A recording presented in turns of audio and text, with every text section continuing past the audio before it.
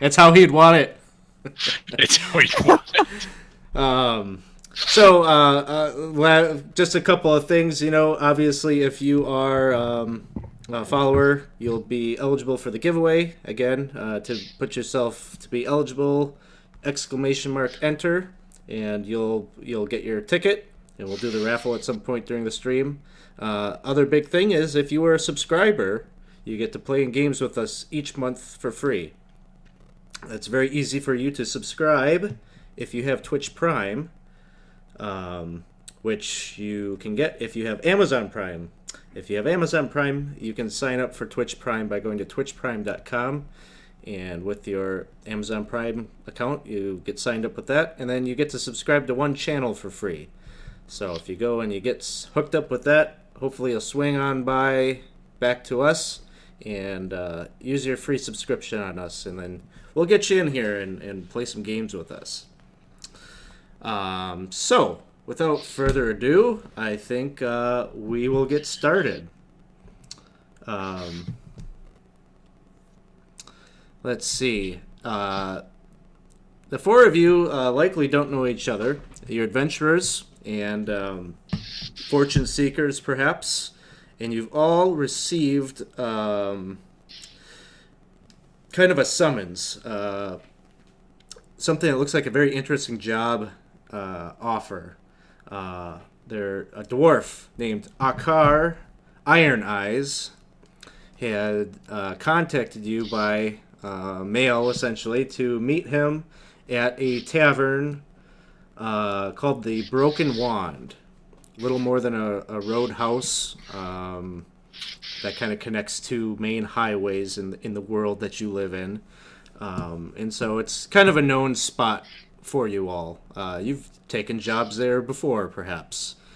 And it is there that our adventure will begin as you make your way into the tavern. You can hear there's definitely a musician who's playing a mandolin in the corner, and a couple of boozed up patrons that are seem to be half paying attention as they sip their drinks. It's probably kind of a cooler autumn day. There's a window that's open and a chill breeze passes through the bar room. And you can see there's a number of... hey, Praetor's Rejects, thanks for the host. There's a number of people that are sitting there by the fire, warming their hands and engaging in conversation. And it's evening. But as you look around, you don't really see any dwarves around. But you do notice that there's three other people in the bar that seem to be kind of searching for someone. And you wonder if they too have... You can see they're all holding similar parchments as you.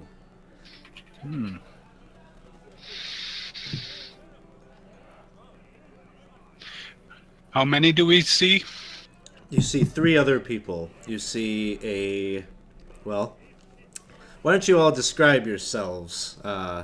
We'll start... I feel like I want to save Gobo for later. So let's start with Cinder. Maybe just give us a kind of description of what the characters are seeing as you are looking for your dwarf potential employer. All right. Well, I'm wearing pretty beat up leather armor. My hair is long and kind of in braids, but kind of fallen out, not very styled. And I'm staying off to the shadows a bit as I'm looking around, just trying to get a sense of who's in there, who's not.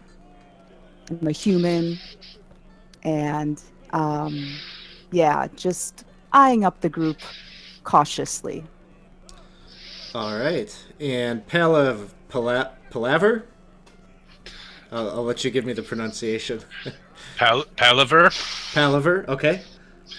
But I am a 2'9", 42-pound halfling. I am wearing gold lame, robes and matching pajama pants. And I am very tan with my balding hair stretched back into a tiny, tiny ponytail. I am eyeing any sort of entertainment option that there might be in the room, but also sort of quickly sizing up everyone from my belt buckle level. All right, and then we have Gobo the Sad. Okay, Gobo, as you would expect, is a very sad-looking Goliath with this really crappy white paint job and a big red frown painted on his face. And he's bald, very big, just sort of a very slouched and defeated demeanor. All right, and then we have, last but not least, Lander. I am an average size individual with graying hair, middle-aged look, and I have, because of my sorcerer background, I have somewhat scaly-looking skin. So, Okay, you've got like a draconic lineage or bloodline. yes, exactly. All right. So as you're all kind of gazing or, studying maybe these other figures, the wooden door to the bar room kind of swings open very loudly and almost clumsily, and you see a rather weary-looking dwarf kind of stumble forward. His skin seems to be very ruddy, very sunburnt, or not sunburnt, but scarred, I suppose. He's got a number of cuts and wrinkles upon his face. One scar in particular is kind of interesting. It seems very intentional. On his left cheek, he's got what seems to be like an anvil kind of branded into his skin. He's got dark brown hair and a beard that is braided, and he has some kind of worn and weathered beads that seem to decorate it. And he looks very tired and weary, and he kind of stumbles forward and makes his way towards the bar, at which point you hear him say, hello? Somebody give me some beer right now! I am so tired. Have we met him before, or we only know him because of the letter? You only know him because of the letter, and in the letter it talked about the great riches that he might be able to offer you if you lend him your assistance. He has a job. Okay. Am I near him? Yeah, I mean, he's probably about 10 feet away from you as he stumbles into the bar, and you can see the barkeep gives him a great big mug, and he just starts kind of chugging it. So I poke him in the side of the, because that's all I can reach. Are you dwarf who sent letter? Yes, allow me to introduce myself. I am Akar Iron Eyes. I'm a dwarf. I sent for you. Of course you did. I am Palaver Bubblebush. You may have known me from my time on the stage. Of course, I'm a huge fan of you. That's why I seek you out special. Yeah. And most do. He points at the very giant Goliath, and he says, him as well. I hear he says, tell such dramatic story. The best story. And he has been through many adventure. And he's kind of motioning for you, Gobo. Hello. How are you?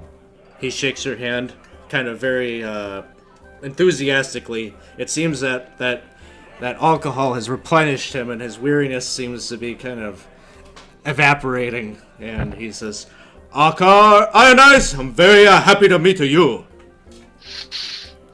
I'm obliged. But there are two more. We need to find two more people. We need a big crew for this job. 2 other people in here, so maybe that's them. Hey, little guy. You want to go ask those guys if they're them? Are you only asking me because I'm little? No. I would break you. Okay. And then I go and walk over to Cinder. Hello. I am Oliver Bottlebrush. Nice to meet you. I'm Of course. Cinder. Of course you are. Yeah. Dwarf would like to meet you. Okay. Dwarf. Hello. Dwarf. All right. Hi. I go. Have I done job now? Have I done job? Okay. I walk back. So you're the dwarf that sent the letter. Yes. And he extends his arm to shake your hand, and he says, Akar Iron Eyes, very happy to meet you. Yeah. Nice to meet you too. I'm not an entertainer. that's- I'm not like these guys here. No. Because I don't dance or sing or... I am I not never trying dance. to assemble a circus. I Okay. know how it seems. However, you come highly recommended to me. Yes, we need many talents for this job. All right, as long as we got that straight. I go get Scaly one now. The job. Very good. Yes. Okay. I walk over. The Scaly guy. Hey, you The- looking at me? The dwarf, he's over here. He wants to see you. They send a small guy on the errands, you know. Yes. Yep. Very good. I'll go. Got it. You're a little scary. I guess we get over there. Dwarf. Hello, Lander. Nice to meet you. My name is Akar Iron Eyes. I sent for you. Yes. Okay. Now, what is this about? Yes, I know that 4 of you are esteemed treasure hunters, adventurers. I have my contacts tell me you are very good, very good. You see, me and my kind, we are refugees of a kind. My dwarves, I am a sojourner looking for home. And many centuries ago, my ancestral home, it is said, was attacked by goblins. Lost is the location our people fled. No time to save books or charts, and our home hidden deep within mountains. So, I am among many of my people. We are looking for our home. I believe that I may have found a clue, or at least a piece of the puzzle. I found a record of an ancient mine that my people once used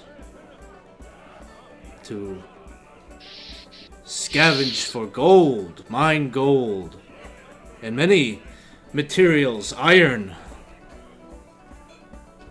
the materials of our craft. It could be that there are some secrets there that might help me find my home. I went there recently and entered, but the place is haunted. Haunted. It always is. I saw creatures appear, manifest straight from the stonework, lunge towards me to attack. I fled with my life. I knew that this job would be much too big. I needed help. So, I come and seek out adventurers like you to help me Now, of course, you wish to be paid, compensated. This place, as a mine for the dwarves, will have many treasures. You can all have an equal share of that. Hey, Casey DJ Coyle, how's it going? And thanks for the host.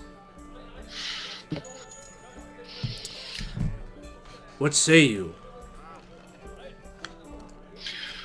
How big is this equal share you talking about?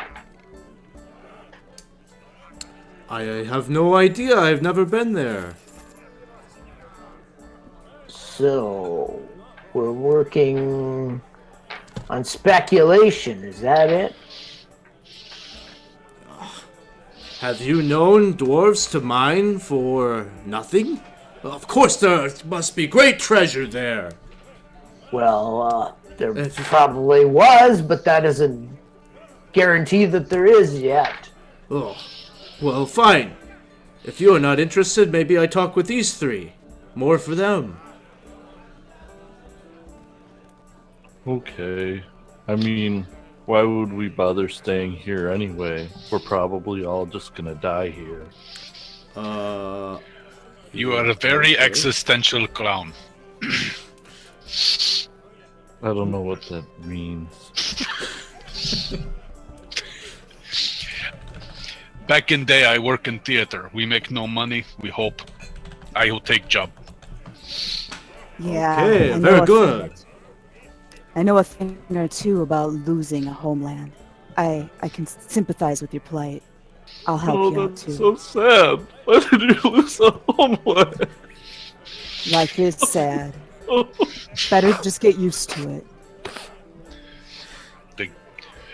They can't keep Gobo. Clean yourself up, man. Okay. Well, I will book us lodging for this evening. Perhaps we set out tomorrow? How long of a journey is this? He says it'll take you the entirety of tomorrow to get there. He booked this tavern kind of specifically for this journey so that you'd be close by.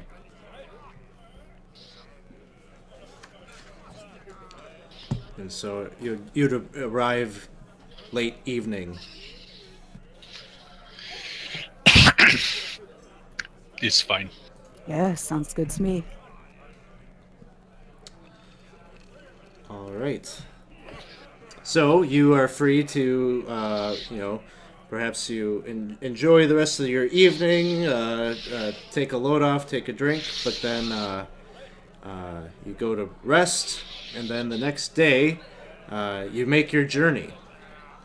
And before we move on to the next part, I am just going to reset our bit goal. The party has earned an automatic success because we had a cheer from Captain Reboot. So, Oh, huzzah. thank you, Captain Rebird. Huzzah! And So whatnot. we've never had that happen before. So how you can use this is at some point during the adventure. I'll let you use it after you've rolled and you can tell that you have failed the roll. The party can agree that they want to use their automatic success to cash that in to get an auto success on a situation, on a roll. So, Cool. Thank you, Captain Reboot. and of course Chardog, who got it up to that level last time. And I see some bits on there from Eric Bleich. Did he help too? Yeah, he probably got us part of the way there too. Rock on, dudes. Oh yeah, I see that there too. Thanks, Eric Bleich. it's much appreciated. All right, so the next day, you leave with Akar, Iron Eyes, and he takes you through.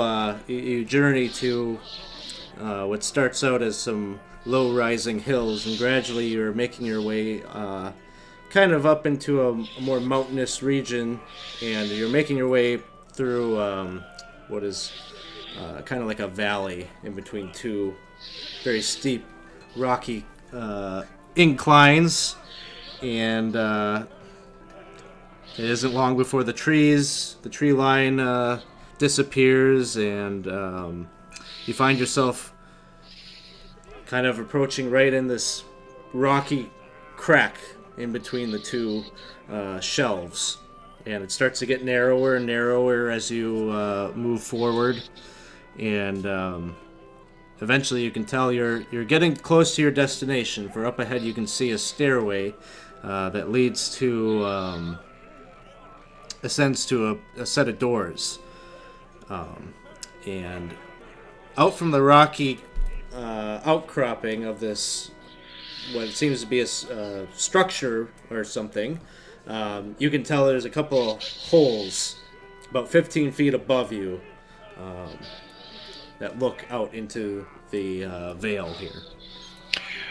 I would like to take this opportunity to cast Mage Armor. And as you're casting your spell, Akar points at the doors and he says, "There's some funny business happening here. When I left, I did not close those doors." I am glad I cast Mage Armor. Yeah, Are you doesn't sure? sound good. Because, like, it's pretty easy to forget such a mundane thing. No, I do not forget. I remember very clearly. So spooked, I run away, and I do not close the doors. I just run. Okay. No, I mean sometimes I toast bread. I don't remember if I leave fire for the bread toaster. This is not toast. This is life. All right, I'm just saying. More life. Continued life. Yes. Okay. Very good. So, is this where you want us to go in?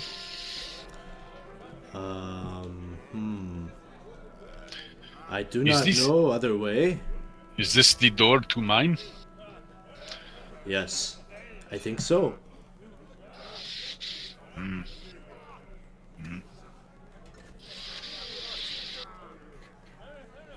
a little nervous that So you only something- think so.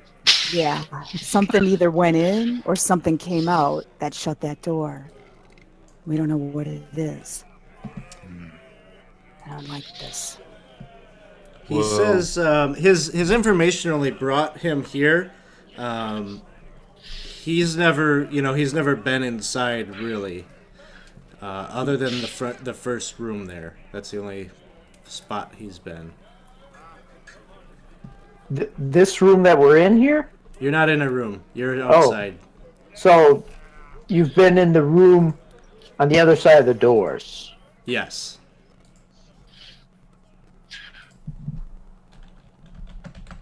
I think we go in the room, Well, when you opened this door the first time, did anything bad happen? He said, "Yeah, those scary things from the stonework. They try to attack me." Okay, so... But that was once you were inside that room, right? Yeah. Alright, well, you guys want me to open the door? Otherwise we hang out here in Valley, Well, Someone's got to open the door. I'll just do it. I'm probably gonna die anyway. I'll walk up and open the door. Dwarf Okay. should have recruited cleric. He says, "I sent many letters, only you four come." Out of Gobo, work actor.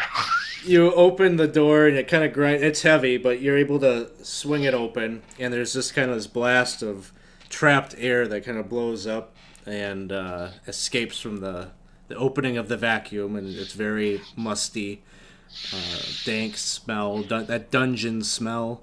And there's still some light in the air, or in the sky. It's evening, but the sun is still peeking over the horizon. So there's some light that's kind of pouring forth into the next room. And you see several thick pillars that support the ceiling of this chamber. I cast light on my staff. Okay. You see both the floor and the ceiling seem to be very smooth. They were worked. Clearly, this was of dwarven skill in craft. And you can see that there are two closed doors in either corner of the room, to the northeast and the northwest. And there's just piles of aged bones. Some are quite large, and they are strewn about the room in a haphazard fashion, intermixed with rotting leather scraps.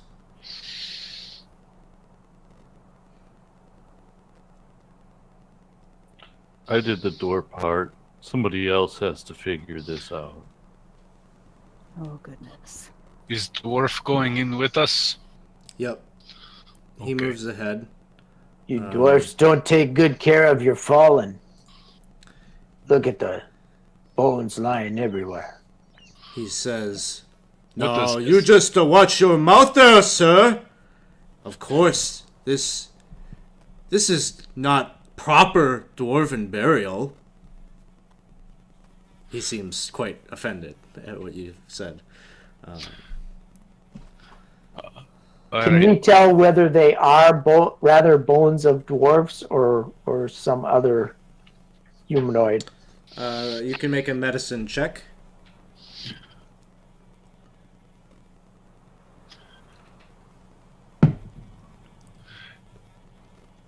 I rolled rather badly, so it was only 5. Certainly, you can see that there are some bones there. Yeah, they seem dwarven sized. Alex, on map, so we're the stairs going in. That's the exterior on the hill, and then once through those double doors, that's the Then you're the inside. works. That's the Yeah. work stone you were talking about. Yep. Okay, thank you. Sorry, needed a clarification. Feel like maybe perhaps we go in. Okay, fine. So I'll step in. I have a question too. My favorite enemy is undead. Would I be able to see if they look like they're really dead bones or maybe not dead? Sure. So as you're stepping in and you're looking about the room, give me a medicine check. Oops. All right.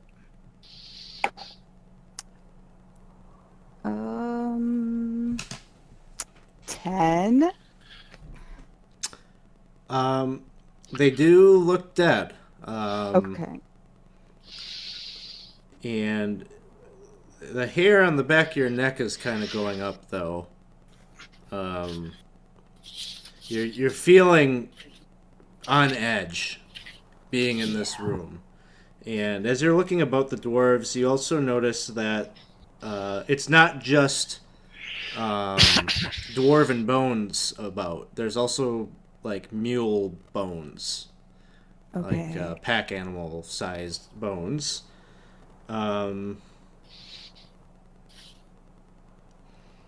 Make me an insight check as well as you're looking at these bones. 8.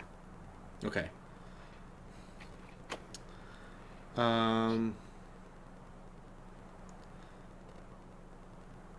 right. Palaver. Anything that Yes. you're doing? Step Well, I was trying to remember if I told you I had my familiar with me or not, and I don't think I told you that. So I will play as if I don't have my familiar.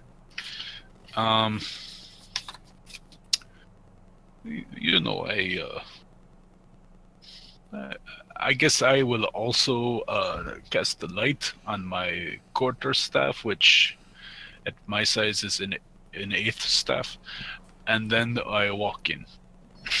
All right. So, Lander, you had cast a light spell as well. What did you cast your spell on? On my staff. Okay. So the two of you kind of are approaching with these lights, and suddenly you see from one of the pillars this kind of creature just like seems to. It's not really spectral. It looks like a dwarf, but it's kind of like it's wraith-like in that it's got bone that like shows from its face and its arm, but there seems to be flesh. And as it steps out, it makes an attack roll at Gobo. So this thing is like kind of stumbles forward. It seems like it's kind of like it doesn't like that light, and as it's stumbling forward, it's kind of thrashing about in a kind of haphazard way, and it stumbles into Gobo. And it only rolls an 8 as it kind of does one of these, and you step away. And another one comes from a second pillar and comes stumbling at Cinder. But I'm going to say you had that kind of tingling sensation, so we're going to say that you're not surprised. You can all roll initiative.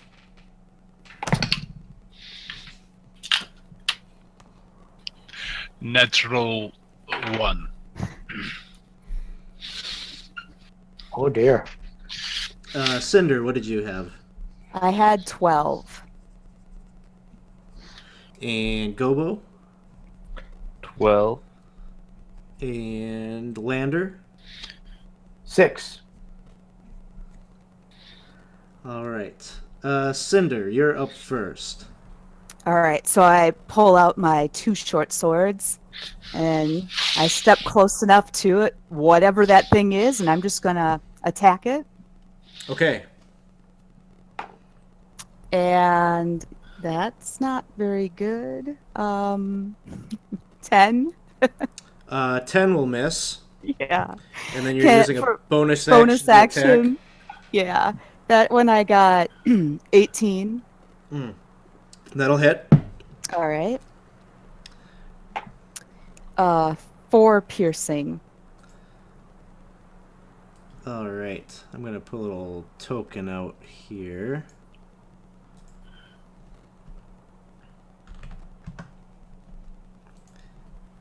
Can my players see these numbers I'm putting in here? No. Okay, that's good. How much did you do, Cinder? 4. 4 points, okay. Piercing. All right. And then it is Gobo's turn. I would like to viciously mock that ghoul that tried to attack me and missed, or whatever it was. Gonna be like, you no good rotten stink bag, you can't even hit the easiest, biggest guy in the world to hit. It saves. Go figure. Womp womp. Let's see. So the two things are attacking. The first one is attacking Cinder. 17 to hit. That'll hit. All right. So you end up taking 6 points of necrotic damage. All right. And then you need to make a Constitution saving throw. 8. The thing, it doesn't really, like, slash at you exactly. It actually just kind of grabs your arm, and it's kind of like your I don't know if you're right-handed or left-handed, but kind of your offhand, it grabs. Okay. And you're feeling your skin kind of start to, like, calcify. And you can kind of see it starting to, like, get really kind of craggy rock And it almost looks like pyrite or Okay. fool's gold. And then the other one is taking trying to grab at Gobo. And an 11 will miss Gobo. No, that will not miss Gobo. Oh, okay. You're gonna take 4 points of damage and Constitution saving throw. 22. Okay, you save. Cinder, you have I didn't say what that meant in mechanics terms, but in mechanics terms, you have a level of exhaustion. Okay. All right, and then Where? Go ahead. I'm sorry. I'm trying to figure out who's who on the map here. I'm labeled because I can move me, but I can't tell who's who here. And I only see one bad guy, I think. I'm the guy on the top of the steps there by the Okay. doors behind the one in the dark Are robes. the rest of you able to see the labels? I just see my name. Yeah, me. Just my own, yeah. All right. Well, from left to right there, you've got Akar, Iron Eyes, Cinder, Gobo, Palaver. So you're like the purple little guy there. Yep. And then Lander is still outside in the back. Okay. And then there's like 2 skeletons there. Got it. So And are the squares actually grid? Are we talking 5 foot on these squares, or? yeah, they're roughly accurate. Okay. So Akar, Iron Eyes, grabs his hand axes and starts to go to town on that same one that just grabbed Cinder. And he rolls a hit. Oops.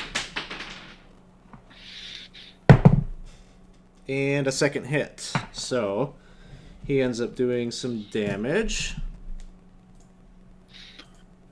And you can see that these things do seem to be material, because as his axes are kind of slinging into them, their bodies seem to be made of stone, and you can see like bits of rock kind of flaking off of them. But they're taking some damage. And then it is Lander's turn. I am firing my crossbow.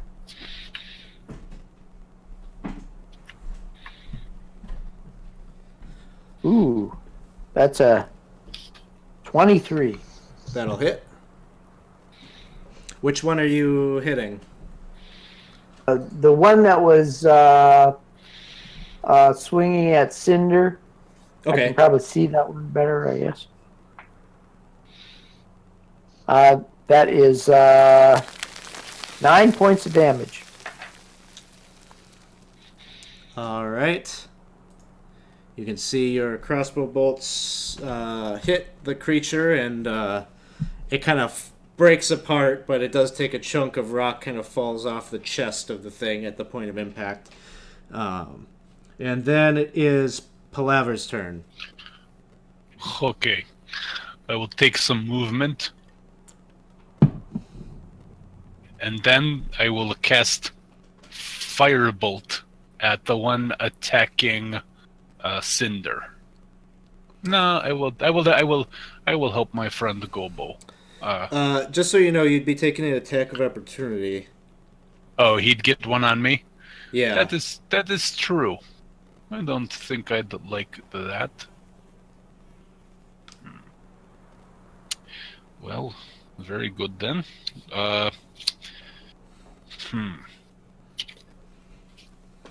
Can I disengage as action here? Yep. That is what I will do then. All right. So you disengage, and then we go back to the top with Cinder's turn. All right.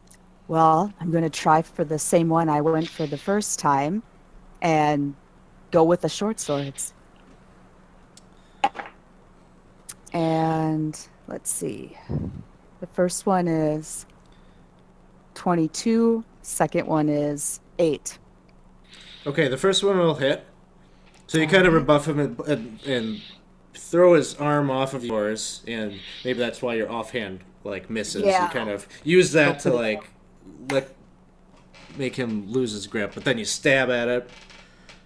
All right, and that'll be 6 piercing damage. All right, and so a chunk of stone you just kind of like graze, and it kind of grates at the rocky formation of this creature. And you can see pebbles, some gravel, kind of dropping off of its body. This just isn't natural. And then it's Gobo's turn. I'm just gonna take my long sword and just two-handed chop this thing. Does a 17 hit? Yes. Oh, good. 10 damage.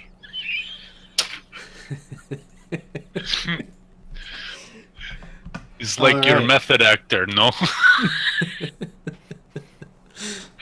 So you strike at him. It retaliates and tries to attack at you, Gobo. Misses. Haha. And the other one is going after Cinder. 19 to hit. Yeah, that'll hit. 6 points of damage. But then you need to make a Constitution saving throw. All right. Come on. An 8. So it grabs at your other arm, and you can see like the whole arm now is calcified, and you're having like a hard time like moving. Actually, he doesn't grab your arm. He grabs at like your leg, and Okay. and as he does that, you can feel like your legs are kind of seizing up and turning to rock. So you've got a second level of exhaustion, which is, All right. I believe, your speed is halved. Mm-hmm. This is not good. And Oh. then Akar, again with the hand axes, gets 2 hits.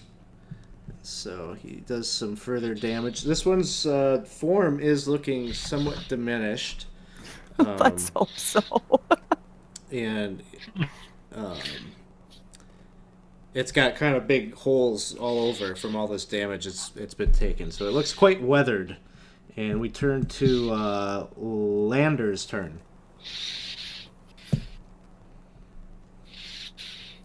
Okay, I wish to fire Scorching Ray, but I would also like to use Meta Magic so that I can double that twin spell.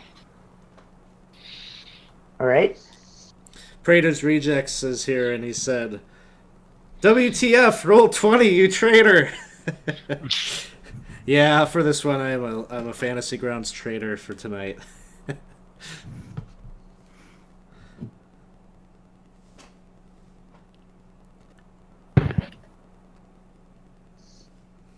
Okay, so the first one I fire at would be the 3 Scorching Rays, all on All right. on one. Which one would you like? The one by Gobo, All right. and that would be 5, 10, 19 points of damage. You But rolled because off- Oh, I see. You used the meta magic. Okay. yeah, and then the meta magic would allow me to cast that spell a second time on the other one, right? All right.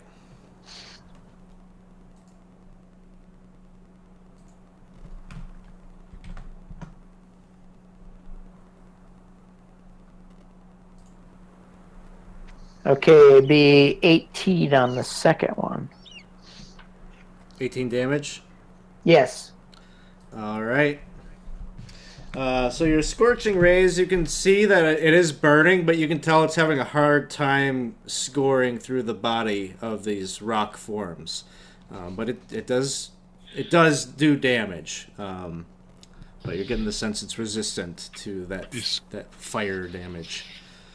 It's good to know. Then we go to Palaver. I noticed that the fire damage is not so great. So I will now go here. Which one is the most hurt? The one that is fighting Cinder and Akar seems to be more damaged.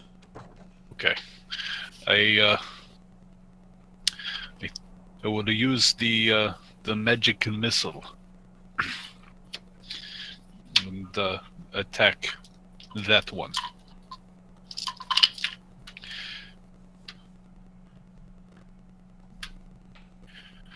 That is 13 points of damage. All right. So Force damage. you can see your magic missiles are striking and hitting at it. Bigger chunks of rock are falling off, and it looks like you can see like its left arm actually detaches and falls to the ground and kind of shatters, but it's still on its feet. As we turn to Cinder. Man, I'm just gonna go for it again. This time, just with all I got left in me. Okay, 20 and 14 to hit. Okay, both will hit. All right. And that'll be 6 plus 5, 11. Okay, with that, you can describe how you end it. It's got 4 hit points left.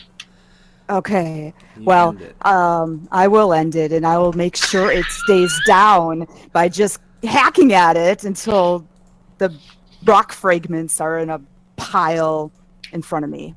Okay. Yeah, that sounds So- satisfying. You kind of just very furiously do Oh, that. yeah.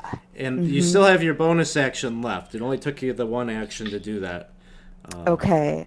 So, would the I other be one able is to... in arm's length of you. So, can I attack Yeah, him with the bonus can action? You can apply Or that, apply that second to hit him? that you had. And just Okay, roll and that would have damage on been the 5 points. That was Okay, the 5 second points. roll. All right. 5 total? Right. Okay. Right, because the first one was 6. I rolled them both at the same time, so it was Okay. 6 and 5. So All right. So you kind of get a glancing blow on the other one, and then it's Gobo's turn. it's your turn next. You're going down. I want to viciously mock this guy in front of me some more. Because it's more fun than hitting it with stuff. I hope All you right. fall apart just like your friend, you loser piece of rock. You can see like a little bit of gold like starts like pouring out of its where its eye should be. Oh, weird. Normal things don't bleed gold. You can roll damage. loser. Two psychic damage. It's not like a lot of gold, but there's a little bit of gold just from the But one then ear, it'll not have- with the one eye. But then it'll have disadvantage when it attacks me. Okay. That's cool. Very good, and which happens right away because it's its turn, and it looks, it's trying to grab for you, Gobo. Disadvantage, 14 to hit. You avoided the crit though, so that's good. Oh well.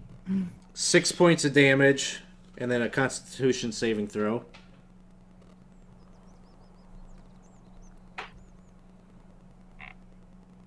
Ten. As it lunges for you and kind of grabs at your neck area, and your whole neck is starting to calcify and harden into this golden pyrite material. And then it is the Akar's turn. He comes flying around Cinder with his hand axes, and he's aiding the group, attacking this thing. And oof. He only hits with 1 this time.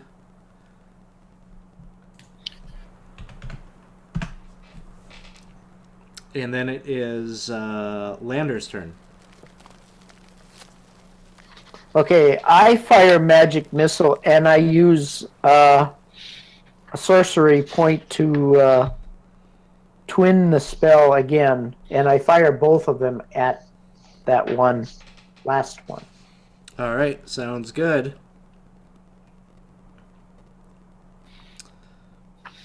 Seven points of damage. Jagged Ghost, thanks for the follow. Huzzah! Huzzah. All right. Huzzah. Huzzah. Don't forget, if you follow, you can enter for the giveaway. We're giving away the module that we're playing tonight, Glitterdoom. It is a 5th edition module by Goodman Games for 3rd level characters. So to enter, if you want to enter the raffle, just type !enter into the chat and you'll get a ticket. All right, so what was it, a firebolt that you shot, Lander? No, that was magic missile. Or magic missile, okay. 7 points, you said? Yes. All right, so it hits, and you see some rock kind of explode and fly off from the side of this thing, and then it's Palaver's turn. All right, I know the fire does not work so good, but limited options. So I'm going to shoot the firebolt at it. All right. Oh, I have to roll to hit first. 12. That'll hit. All right, I do 10 points of damage. All right. Then we are back at the top with Cinder. All right. I'm going to turn you into a pile of rubble. Ooh, that's psychic damage. Yeah. Well, okay. 21 and 18 All to right, hit both will with hit. each arm. All right. 4 plus 5, 9. All right, you kind of just both your blades. You got like two swords, right? It's just kind of like a guillotine kind of thing. You slice right through it, and it just kind of molders to the ground into kind of 3 parts. It just slides off and just starts cracking against the immaculate floor and dirtying it. I help with fire that make the skeleton brittle, Yeah. Thanks for that. I do what I can. I'm so tired. Exhausted, you might say. Yeah, I'm pretty exhausted myself. That was just the first encounter. Yep.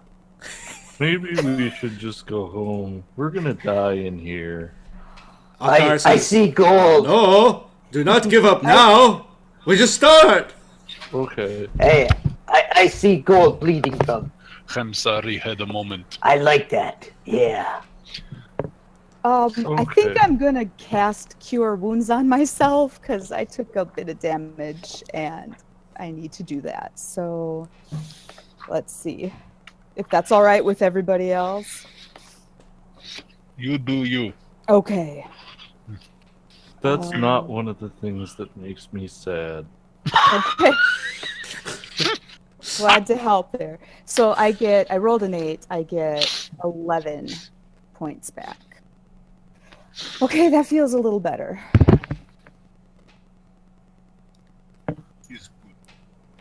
Akar says, well, no. Those were the things I saw when I first come here. But now I do not know. We got 2 doors. Which way to go? One's a big door, one's a small door. The big guy can go to the big door, and the small one can go to the other one. Or maybe that's what they want.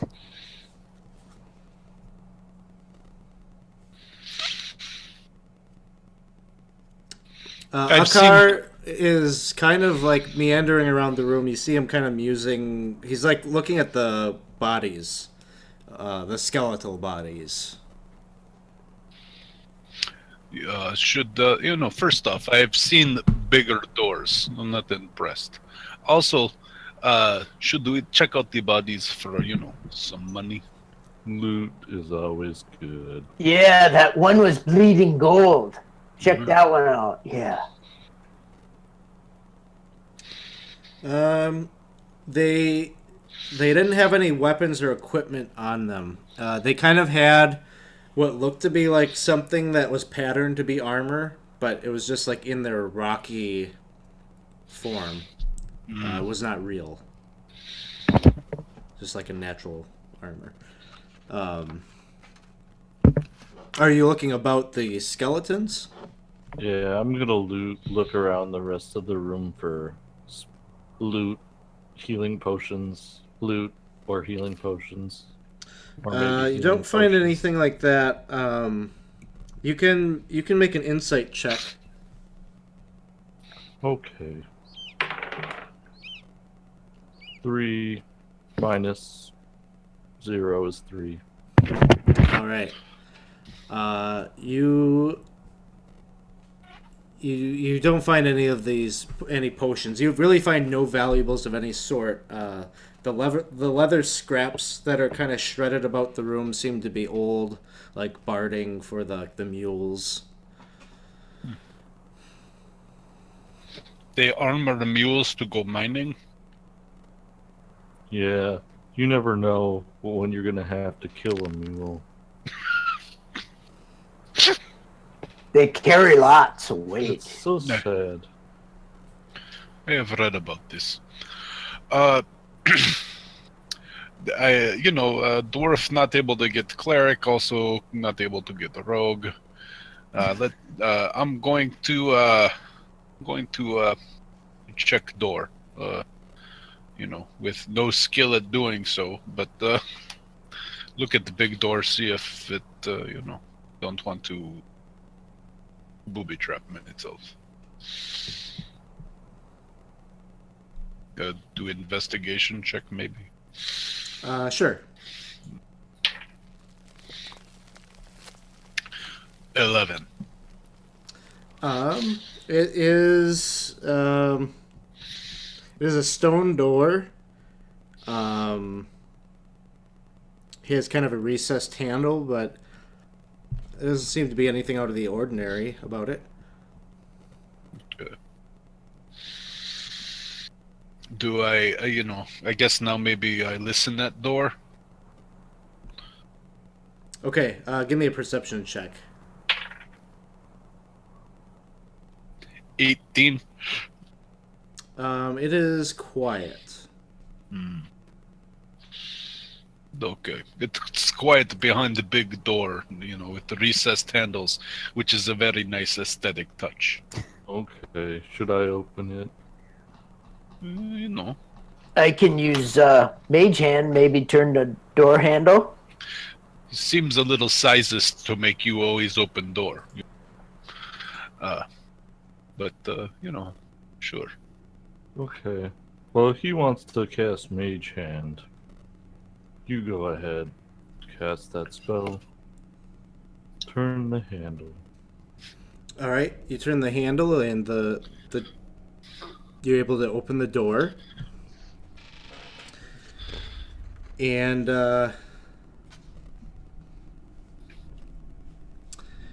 as you do that,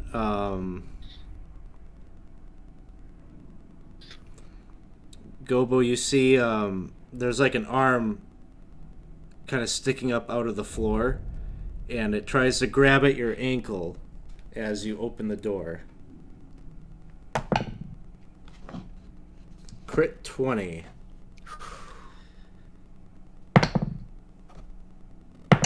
You take 8 points of damage. I thought I was using Mage Hand to open the door. No, you can't probably open the whole door. Go- I opened. Gobo I'm opened the gonna- door. Yeah, I'm gonna use Oh. my Stone's Endurance here. Try to take this damage down. Okay. Okay. You said 8? Yep. Okay. I negated all of it. Okay. As you do that, you see the thing like attacks you, and then very seamlessly, as if not really encumbered by friction or anything, the thing that attacked you kind of leaps up out of the stonework. I mean, it's kind of like a specter, like moving out of material, but it looks just like that. Those two things that you just attacked. It just kind of glides up out of the stonework and is running down the hall to the south. It's a hag. Could be a hag. Yeah, could be. Okay. So it's running into our room now, or running away? Nope, it's running. Basically, you got a hallway, and you're running south. It's running south on the other side of the door. Okay. Anybody know what these things are? Have you ever seen anything like this before? No idea. If I look down at the ground at the rocks, do they just look like normal rocks, or are they anything special In the or hallway? different? No, at my feet. I'm still Oh. standing kind of where the bodies fell. You mean like the rubble from the creatures? Right. You're looking at it. It's kind of got like a glint to it. It looks like fool's gold. Can I pick some of it up and just stick it in my pocket? Sure. Yeah, Why it not? seems physical. You're able to Okay. pick it up. It feels exactly how you think it would feel. All right. I'll take some with me. Is Gobo indoor and in hallway going south? I'm not sure. Gobo, how did you react to that? I cried a little. Okay. You still have my hanky. Thank you. I don't think he wants it back. Your generosity is overwhelming. It's a really tiny hanky. I'm not sure how good it'll be for very long. Is south the way that the direction that this door was facing? Nope. South would be like down. So it like ran that way down Yeah. in the hall. There's like a hall on the other side of this door, or did Yeah. I not even get it open yet? You opened it. Okay. You're so looking then into the hallway. I'll look to the left and to the right. To your left, you can basically see 3 doors. That's One at the end of the hall, then 2 on either side. And then to the south, you see a door at the end of the hallway. One door is better than 3. Let's go south. I am not sure there's any logic here, but I can't argue. All right. It's just best to stick together. Never split party. So Akar is with you, Gobo, and at the front, and you head south. Yeah. All right.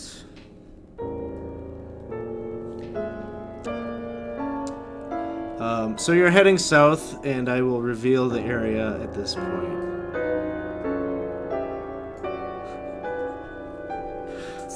I don't want to Oh, on top of people. Yeah, that's why I didn't reveal it right away. Okay. I can see things I feel like I should not be able to say. Make a perception check, Gobo. With advantage? I would like to have an 8. Party is too close. So, Gobo and Akar head south, and suddenly you feel, as you're moving, kind of some like gravel, kind of like from up above you, kind of drop down, and then you do and rubble just starts piling down on top of you as the ceiling gives way. Give me a dexterity saving throw. This will turn out great.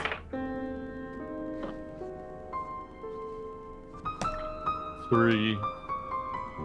Alright, so both you and Akar are very unlucky.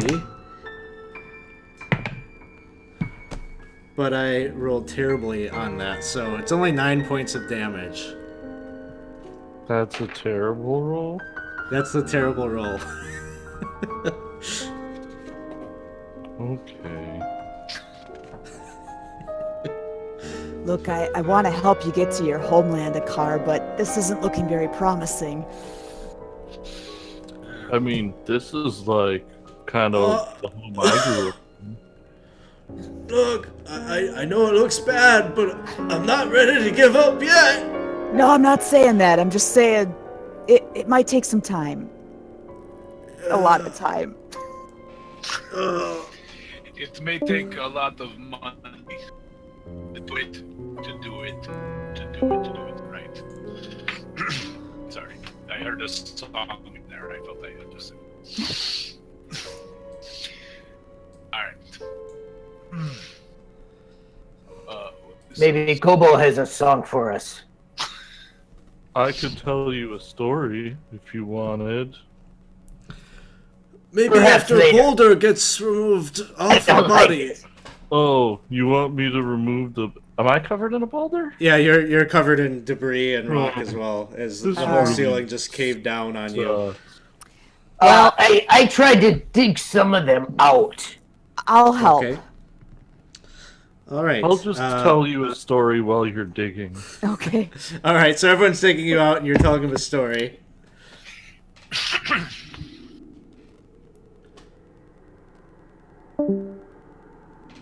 No. He's been buried. Oh no, I can't even hear the story anymore. Wait, I'm here. Okay. Whew. Discord like shut down or whatever, restarted. It was weird. I don't really have a story that pertains exactly to this scenario, but I do have an interesting story about of unassuming vampire and a family of farmers soon to be exsanguinated. Would you like to hear it? What sort of an ending does it have? I mean, it's pretty... You can probably draw a conclusion from the title. Spoiler alert. This story sounds very good. They're tragic stories. I kind of like that. Yes, it starts out with some very innocent children rescuing a poor vampire from the sun. He lives with them for a couple days as he gets healthier, and then he eats them all. I've That's heard why you better. never trust the undead. Never. Right. The moral of the story is, no good deed goes unpunished. I like these morals, yes. Makes me kind of question what we're doing here. Well, this isn't really We're a good here deed. for treasure. We're being greedy, so it's like, not a good deed. So we shouldn't get punished too bad. I'll go So with you, that. you complete digging out Gobo and Akar, and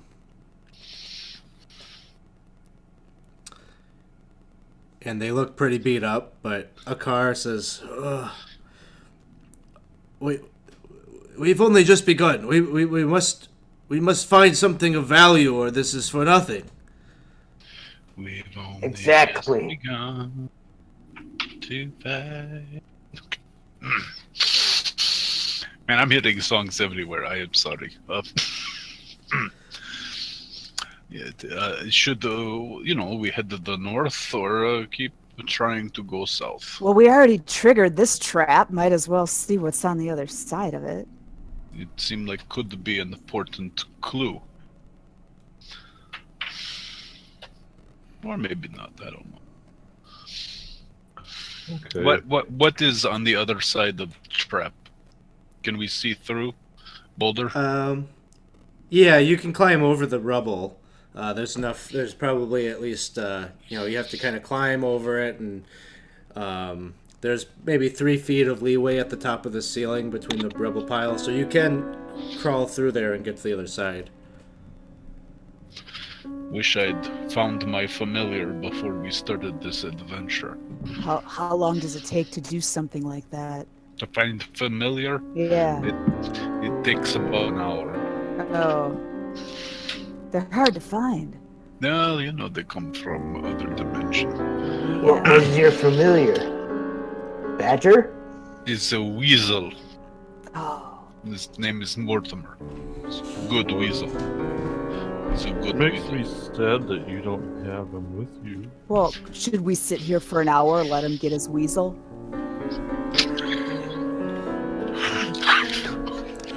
I have to have fire. I have to have fire and the brazier, and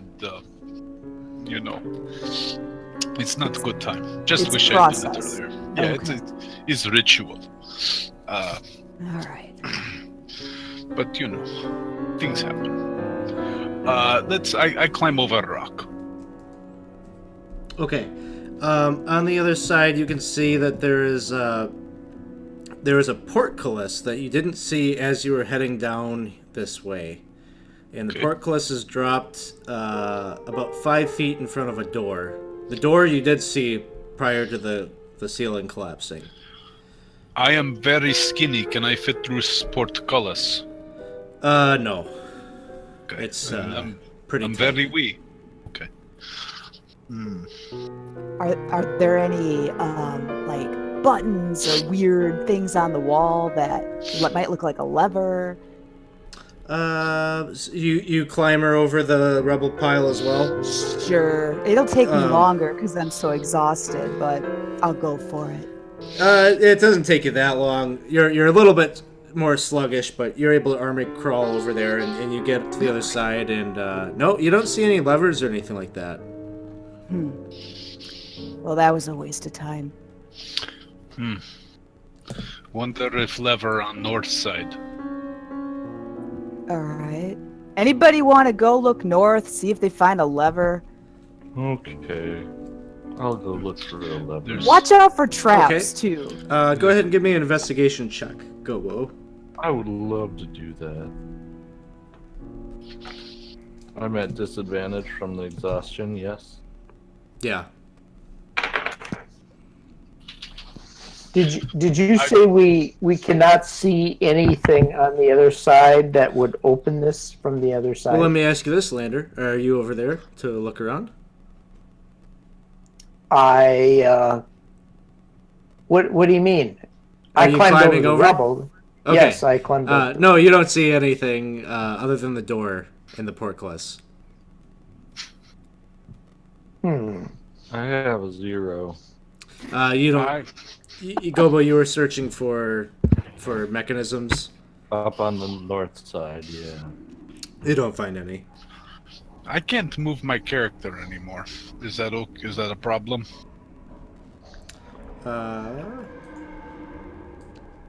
Which one would be over on this side? It's because I was underneath Gobo, which is probably pretty accurate. Sorry, I'm so much taller than you. It's all right. It happens in men. It's sad that you're so short. I hope Was- you're okay with it. Sometimes short's just fine. It was good for me as actor. 30 years, made good living. Now I have to do this stuff. All right. I want to look at little door here. Oh, okay. You're looking at that door. It is an iron door, which is different than the other doors where have been stone so far. And it looks like it has a. I don't know. Give me an investigation check as you're looking at it. Natural 1.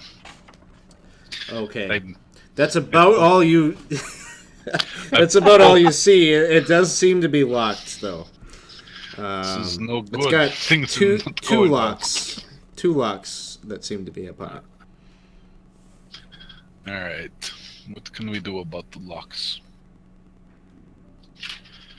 In small hallway.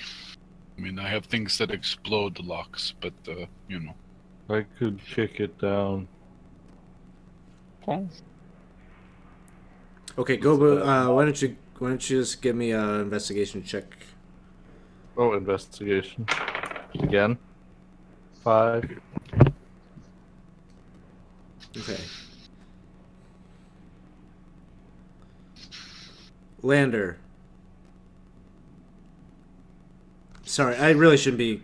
Investigation wasn't exactly what I meant to call for. I meant perception, but give me a perception check, Lander.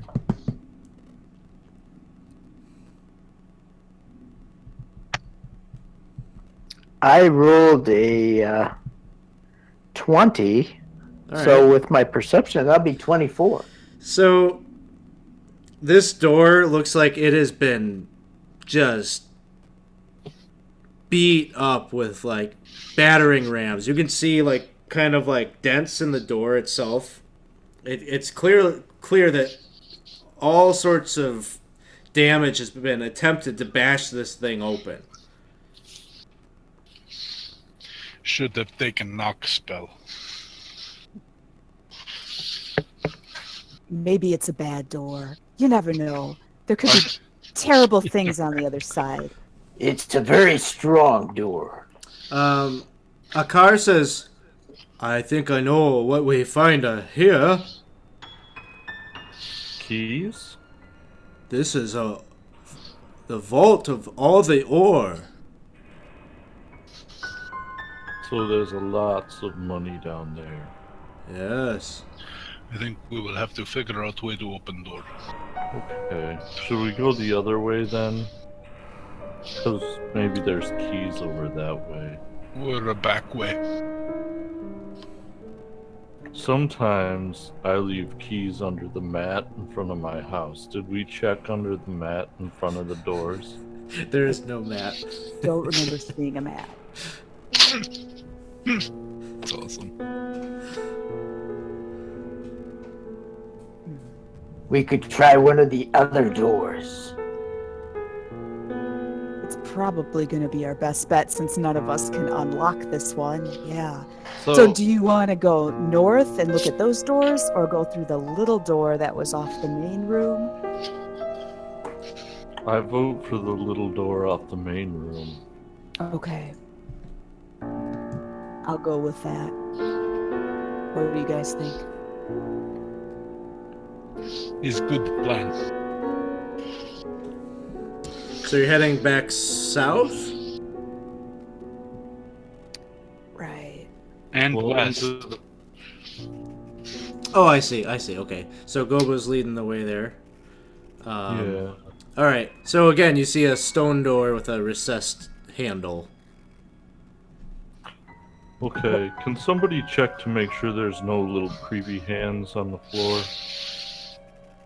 Apparently I'm not good at finding those. I can use Mage Hand to open door again. Okay, I'll And, stand back. Open All right. the door with your hand. So you use the mage hand.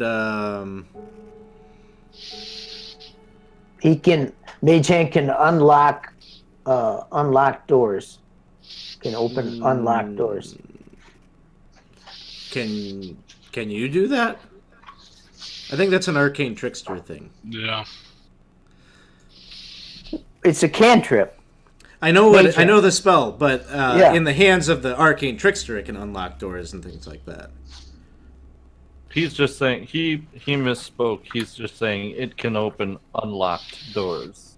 Oh, they're gotcha. Yeah, that's true. She's not trying to unlock it. Okay. You do. Yeah, it opens. It's not locked. And it allows you to peer into a corridor that is covered in stones and rubble that appear to have dropped out of the ceiling at some point. The cavity in the ceiling is just rough-hewn stone, and you can, from your vantage point where you're standing on the other side of the door, you can see that to the north there is a closed door. And you can't really see over the pile of rubble that goes to the south. Should we just dig some of this rubble out of the way? Well, maybe they buried the key under that. Okay. I'll move some of these rocks if you want. Or we could just go the easy route through the other door. Yeah. Okay. If there's nothing there, then we can dig. Most of the decisions I make end in people getting hit by boulders or monsters, so we'll do what you want to do. It's okay. I pat him in the kneecap. You do good. Don't worry about it. Okay, I'll use Mage Hand to open the next door there. Okay, it opens. You can kind of... I mean, if you're doing this at a distance, you can't really see, I guess, what's there. But if you move up, which, okay, it looks I like have you're- moved up, yes. you can see that there's a hallway with a number of door options for you. They're all stone doors. Do dwarves usually, like, make this many doors? Is there a reason you guys have so many doors? Was wondering the same thing. Do Like, you is not have many room where you live? Well, yeah, but, I mean, it just seems like there's an excessive amount of doors. Well, I think what we have here is the two hallways that we were in previously are security measure. See, I don't have that where I live. I feel like dwarf not really into open concept housing. I feel like into compartmentalized housing, like little private spaces. People Not so tell much me, into living room kitchen combo. people tell me I'm No, supposed my friend, this is big misunderstanding about dwarf. We do like the open concept, but this is practical for defensive. Okay. I know, very claustrophobic, but it prevents an army from coming in here. I see. Okay, fair enough. People tell me compartmentalization is important. I'm supposed to do it with my feelings, but I struggle. I don't think you have been able to do that.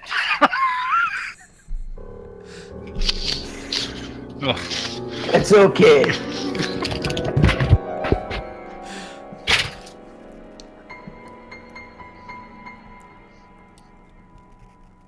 So, well, which way?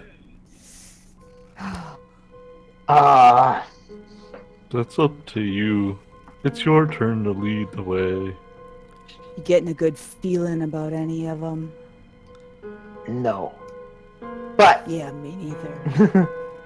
I use the Mage Hand to open this door by me here. Okay. You open that door.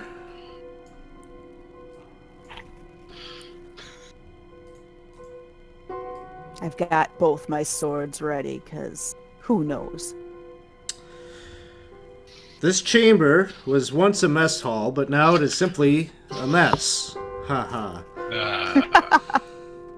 Damn you, Michael Curtis. That's no good. The long trestle tables and benches where the dwarves once dined are spread about the space, and many lie overturned. You can see broken crockery and flattened eating utensils are scattered about the floor. The walls gleam in the darkness, as each bears numerous thin, twisting veins of shining gold. Your eyes are drawn away from the blazing gold, however, by a tremendous and sickeningly pale, grub-like creature that slithers amongst the furniture. Its eyeless face is sinuously waving in the dark. You can roll initiative. Wait a minute. Is this creature live? No, it is bulbous and fat. Okay. and it's got 6 little stubby legs that it's kind of traveling around the room on. And And, yet sinuous. That's very interesting. Well, that's just its face. Its face is kind of got this thin shape, but I mean, its body, it looks engorged. Is walking cucumber.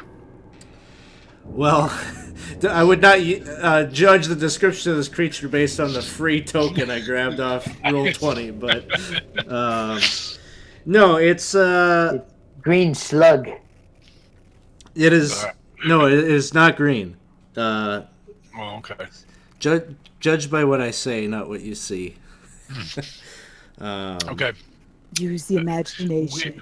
We are seeing this because of light from You got your from light spells. Solar. Yes, 2 of you have light spells active. Because I am in the back. I suppose that's true. You're in the back there. But I'm up by the door. But So Lander is up front. So Lander. All right, go ahead and roll me initiative. This die is going to dice jail. I rolled 11. All right. Yeah, so did I. Cinder is 11. Gobo 7. and Palaver. I got 2. All right. Ooh.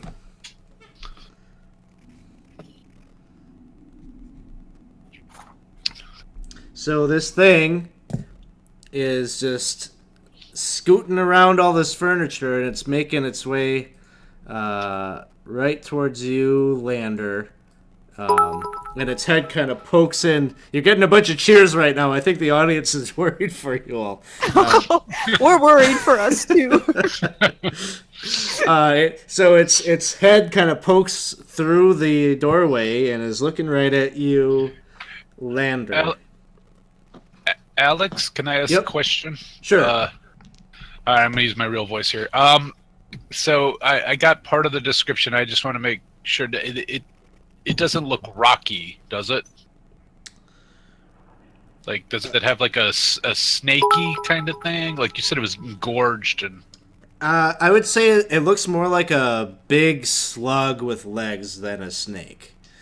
Okay. It's big and fat, and it certainly does have kind of, I would say a rocky-looking hide. Okay. And you can see bits of kind of gold embedded in its skin. Okay.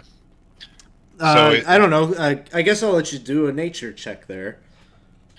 Oh, but there's not my turn. No, that's fine. You're observing. I have the 19 for nature check. 19. Okay. The gold that you're seeing doesn't actually look like a part of its hide necessarily. It almost looks like it's protruding from within the creature. I think I know what this is. And the creature starts.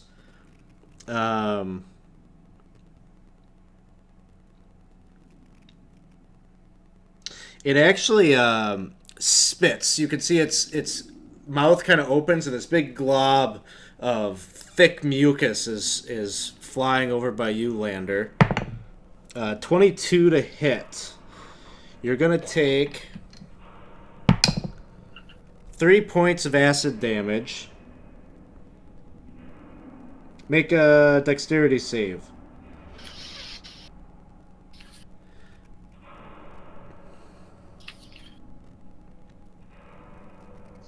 Uh, 13. 13. Okay. So you kind of like dodge out of the way, but you do take some damage as it splashes up like onto your skin in places where you're not covered by anything. And then Akar.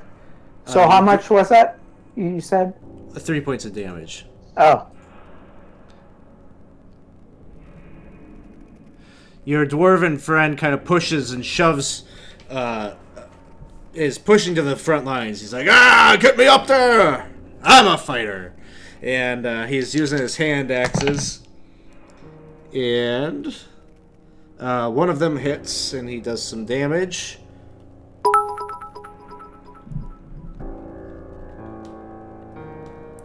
Alright, and then it is Cinders' turn. Well, yeah, it's Cinders' turn. All right. Well, from where I'm standing, am I able to get it at all through the doorway, or do I have to get closer? You can see it, but yeah, it would be very difficult for you to attack it from where you're at with your melee. And You know, unfortunately, actually, you and Lander had the same initiative, so maybe I'm gonna let Lander go first. that's a good idea. Otherwise, I'm just going to stand here and look stupid. I forgot that you were hand-to-hand ranger. Yeah. Not used to Lander, that, what are would you ya? like to do? I'm going to use my quarterstaff, two-handed, and Okay. hit at him. Go ahead. That would be 13. That will miss. Okay. 13 missed? Yep. Okay. Well, you hit it, but you're not like doing any damage. Okay. All right, Cinder, I tried. It's your turn. I know, thank you. You don't want to, like, move out of the way or anything, dude? I'm sorry. I should have. I will pay for it. The sorcerer's like sitting there Alright. trying to tank this giant slug with his quarterstaff. Here's an idea. Can I, like, climb on his back? Oh, Sure. Lander's back? Give me a strength athletics check. You kind of Alright. move up to the front and you kind of try to grab and pull your way up. 24. Did you roll at disadvantage? Oh, Okay. no, I did not. Sorry, I forgot. 10. It's Okay. not quite so good. You attempt to do that, but you grab a hold of its head, and it just kind of whips you off to the side, and so you end up. No, I wanted to climb on Lander's back so I could fight Oh. the creature from. Oh, I gotcha. Okay. Yeah, since he's standing there.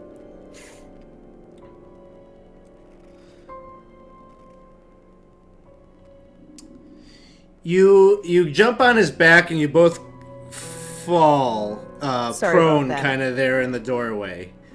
He's I guess Lander, I'll give you a strength saving throw. We'll say that.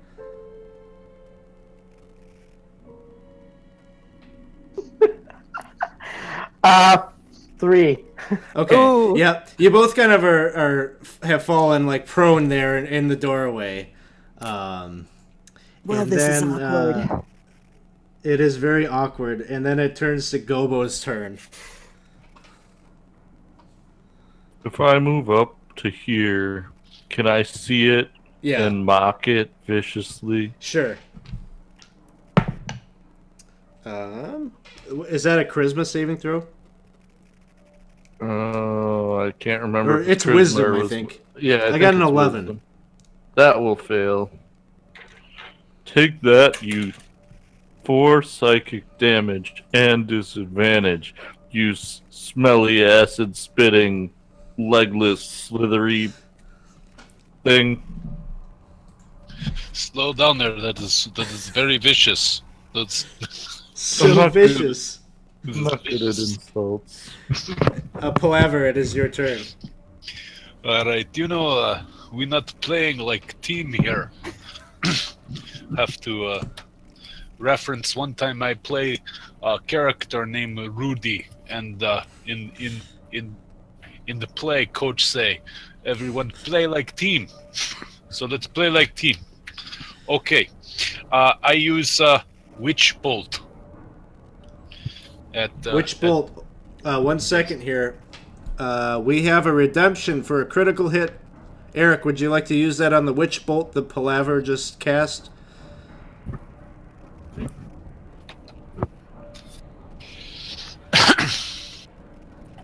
Yes, he would. Come on, say yes. Oh man, Charlie's got to redeem critical hit as well. So, Palaver, treat that witch bolt like it was a critical.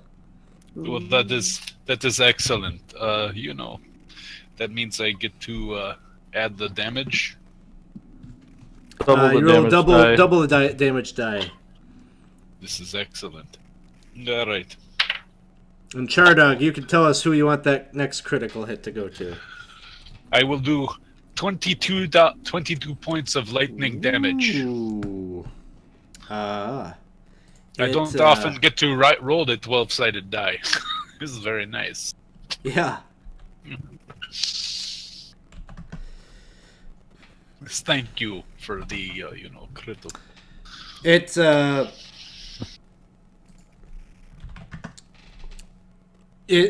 whole thing just kind of, you can see the electrical discharge running up and down its body, this kind of blue aura arcing off of its body. And I hold that as long as I have concentration, so it takes the 12 points every time I hit it, every round. Yes, it's like the old taser gun. It's pretty cool.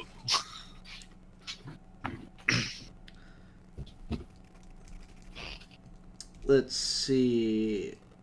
Then we are moving back to the top. It is the grub's turn. It has disadvantage because of the vicious mockery. It's going to try to... it's going to try to attack Lander, who's on the ground prone. So With he's me just on top of him. rolling at normal, which is fine, because he rolled a 2. So I think you're okay. Does a 9 hit? Lander? Me? No. Yeah. Okay. Then second attack.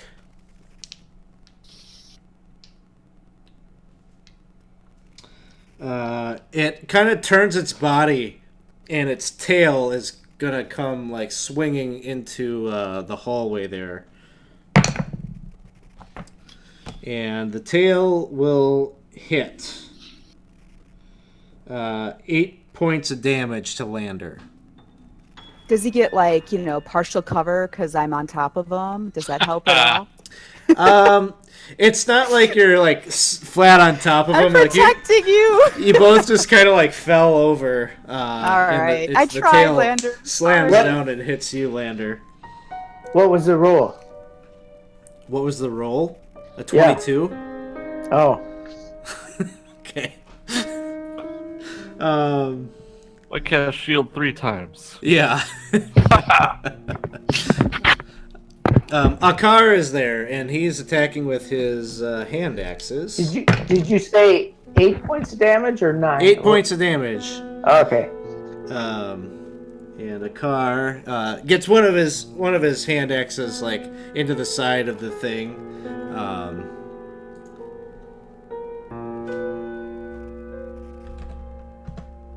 And then, but one of his hand axes, he makes a pretty wild swing, and you can see it slips out of his hands and is flying through the room, and it hits one of the old pieces of furniture. And so he's only got one weapon there. Chardog has just redeemed a critical hit. Let us know who you'd like to give that to. And we move to Lander. It is your turn. You're prone on the ground. I would like to disengage and crawl away. Okay. You do that. You can move half your speed away then. And then it is Cinders' turn. All right. Well, I'm going to stand up.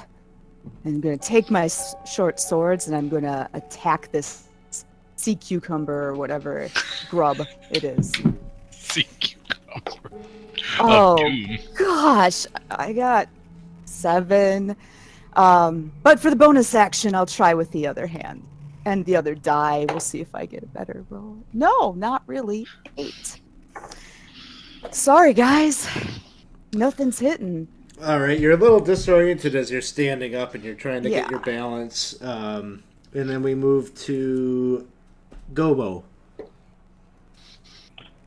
I would like to continue to insult this thing. It fails. 1 psychic damage. All right. I just called it ugly or something.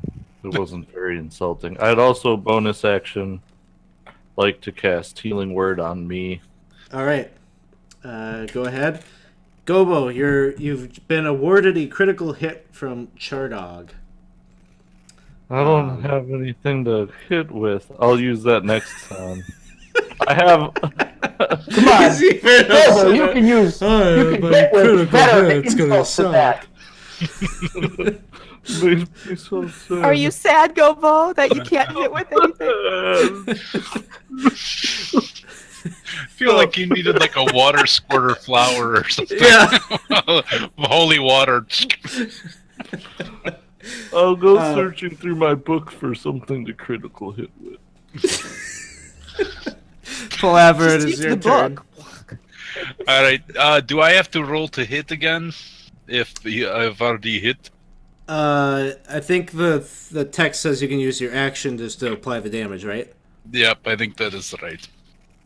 FYI, Cinder, you have been awarded a critical hit by Eric Bleish. Nice. Thank you. You know I'll need it.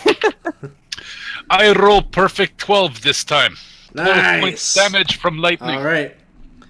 Take that. I once played dancer in movie called Saturday Night. I've got the chills. I got night fever. It's electrifying.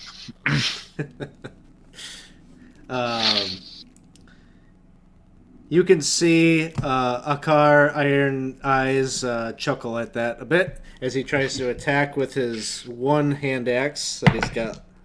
Ooh, and he hits. And he does pretty good on that one. He ends up dealing 8 points of damage. Well, that's pretty good. And then the big creature is trying to take a bite at Akar Iron Eyes, and he's got disadvantage. He misses. But then he does a tail slap at Cinder. Misses. Yeah. Hey, good night, Casey DJ Coyle. Thanks for stopping in. Then we are moving to Lander. It is your turn. Okay, can I stand up and fire my crossbow at him? I think you already did that. Oh, I thought You I did? was still prone, but Now you got up last time. You're Now good. you got away. all right, I am firing the crossbow. All right, go ahead. That is 17. That'll hit.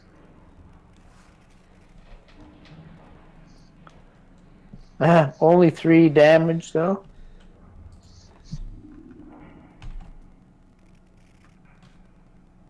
All right. It kind of hits the side of the thing, but the bolt just kind of like breaks apart.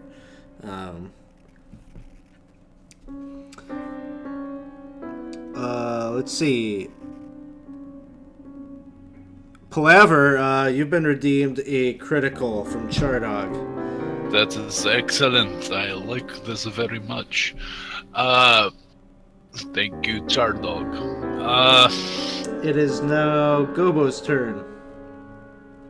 Or Cinder's turn, sorry. Okay. So, can I use the critical hit I was awarded Yes. last time? Is that okay? I'm going to do that with my main attack, and that's just treat it like a natural 20. Is that how that works? Yep. Okay.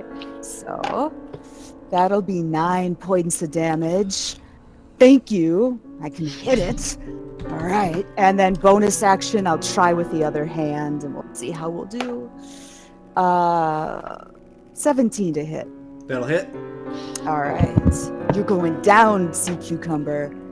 8 points of damage. All right. Piercing. So Stabby. you're stabbing, and you're kind of like, you're seeing like kind of, as you're gorging like kind of scarred wounds into it, you do see,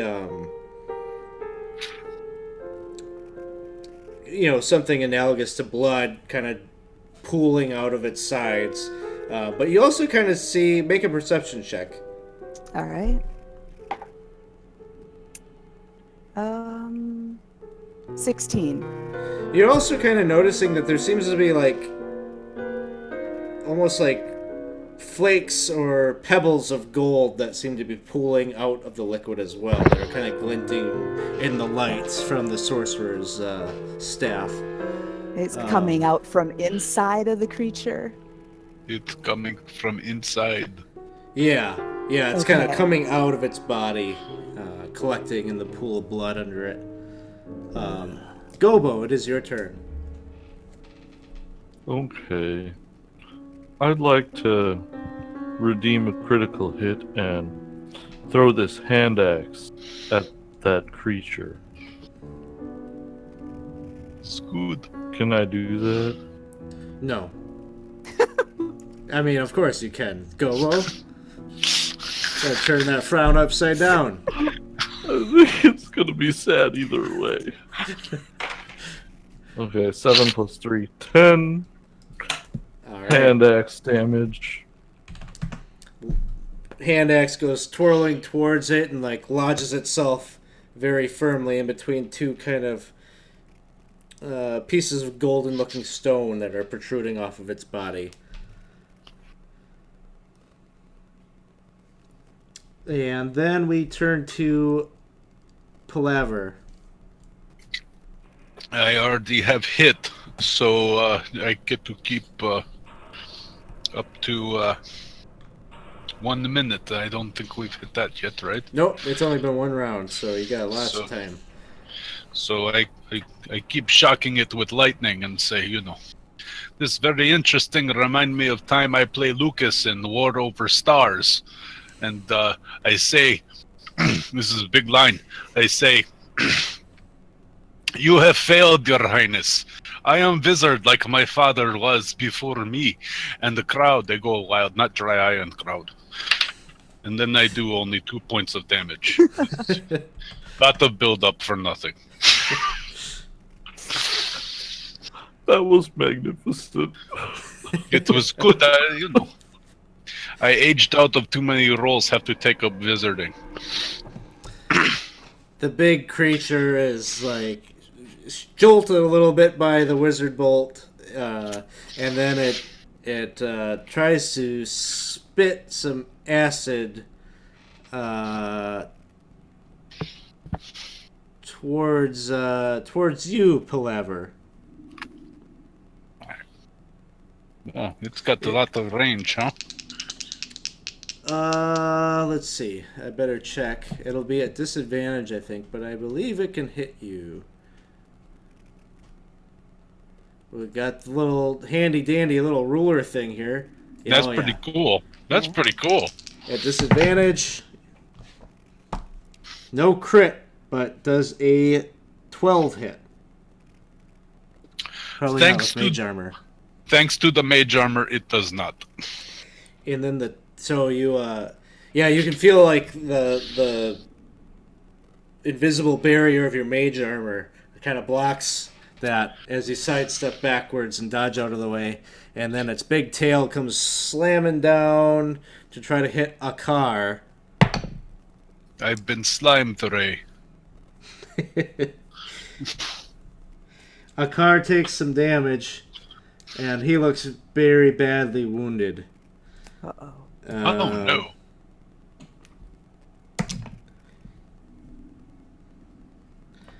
Yeah, he looks quite hurt, and as he gets kind of thrown back towards the wall, you can kind of see he's got kind of a dazed look in his eyes.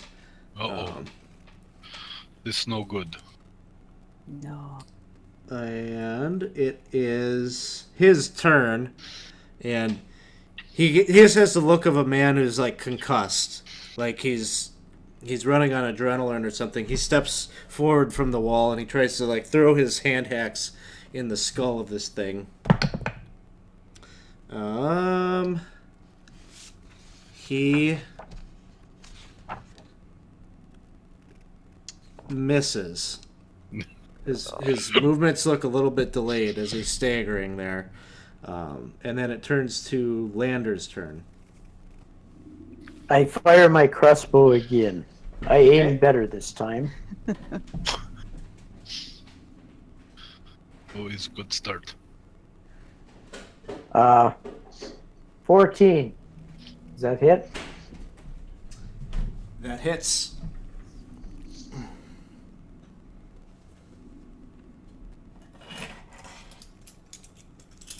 Only 5 points of damage. All right. Nicely done, Robin. You've got the entire audience calling it a sea cucumber now. Yay! That's great.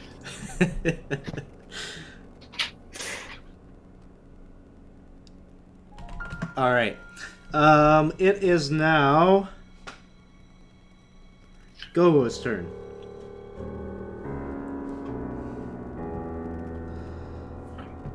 Okay. I will viciously mock it again. Roll damage. Take 3 psychic damage, you soon to be pickled juice thing. Sea cucumber. My insults make me sad. They're so bad. Palaver's turn. You know, I stick with what work. I don't have to roll. Oh, I rolled 20. Didn't need to. It's no good. Save it for later. Then I roll 1 on 12-sided die. 1 point of lightning damage. It's very sad. You see the gigantic thing, again, is going to try to spit at Palaver. Disadvantage. 17 to hit. That will hit.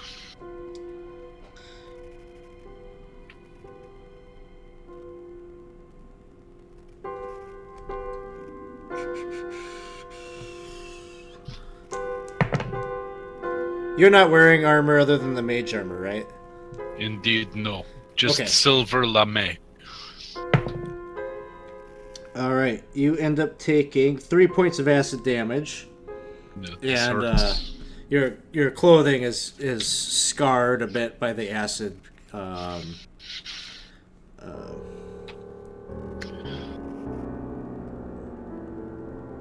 then it tries to tail whip at Cinder. 19 to hit. Yeah, that'll do it. 6 points of damage. Alright. And then Akar is still standing there. He's making an attempt to hit the creature. He gets a 20. Ooh.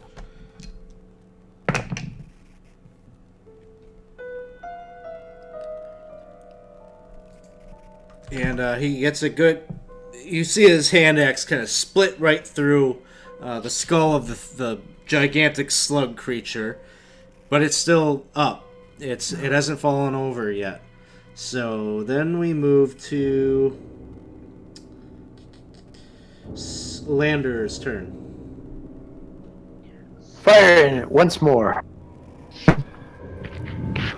I missed. Cinder's turn. Alright. You said a car's looking pretty bad, right? Yep. Yeah.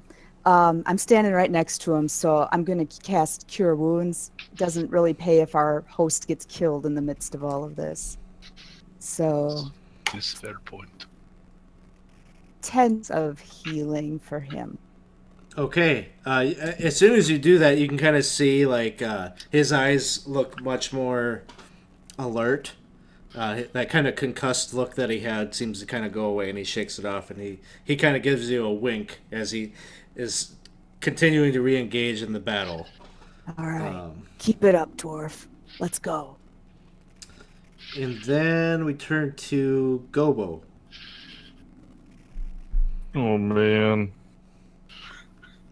I'm suck at insulting things. I want to try again though.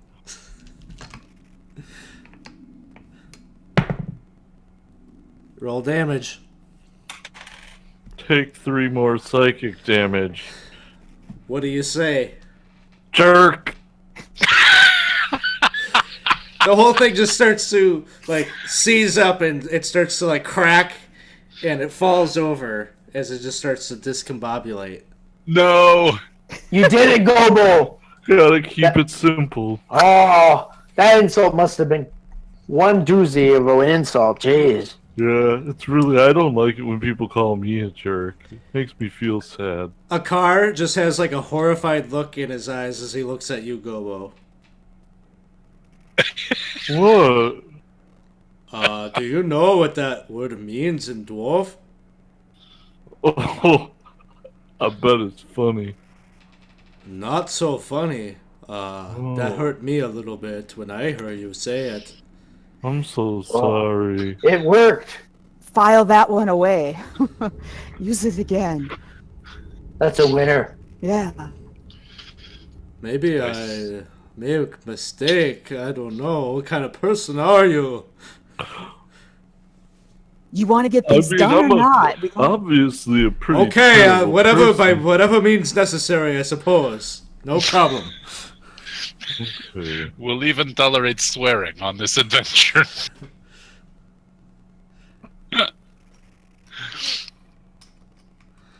All right. I want to take just like a 2-minute break here, and then we'll resume. All right.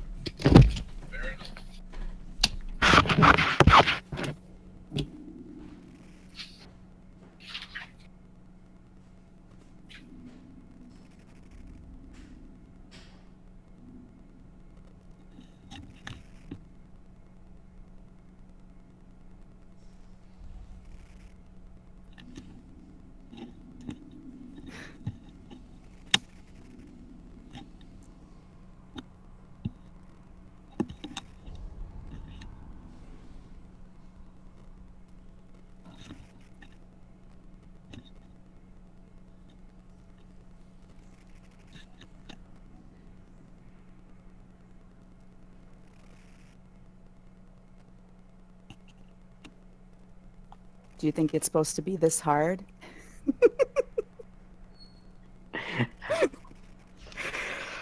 Unfortunately, everything seems to be resistant to fire, and a lot of us are using that kind of weapon. Well, and it doesn't help when we start off by rolling like crap and have no one to check for traps.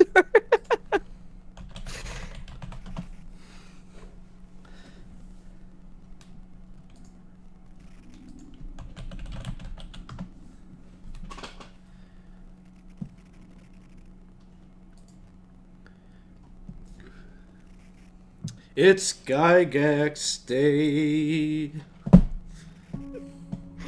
We're honoring him well. Yeah. No one's dead yet, though, so No. I don't know. The night is young. The night is Yes. young. Well, anyone that's out there watching, we have 5 people that have entered the giveaway. So, if you would like to enter the giveaway, all you have to do is be a follower. And then type into the chat !enter, and you can put yourself in the running for the adventure, Glitterdoom. It's the thing we're doing right now. So at the tail end of our stream here tonight, we will be raffling that off. Again, all you have to do to enter is type !enter. You get your ticket for the raffle.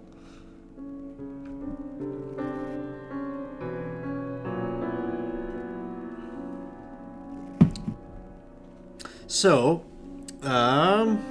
where we are at right now is that the party has just defeated this gigantic, kind of slug-like creature with a very craggy rock hide. And Cinder, you had noticed something interesting about it, that when your blades were cutting through its hide, it seemed to be pulling out not just blood, but there seemed to be like flakes of gold or something coming out of it. Can I check that out? Kind of kneel down and see what I find? Sure. You can see that it seems like... Describe to me you checking it out. You kind of see that there seem to be like these little nuggets of gold. I'll kneel down and kind of like using my fingers, like see if I can pick up some of what it is. If it's just flakes, I'll get it on my hand and take a look at it. It looks larger than flakes. Actually, as you're picking it up, they're like, pebble-sized chunks of gold nugget. And is it similar to what I picked up in the entryway? Make a nature check.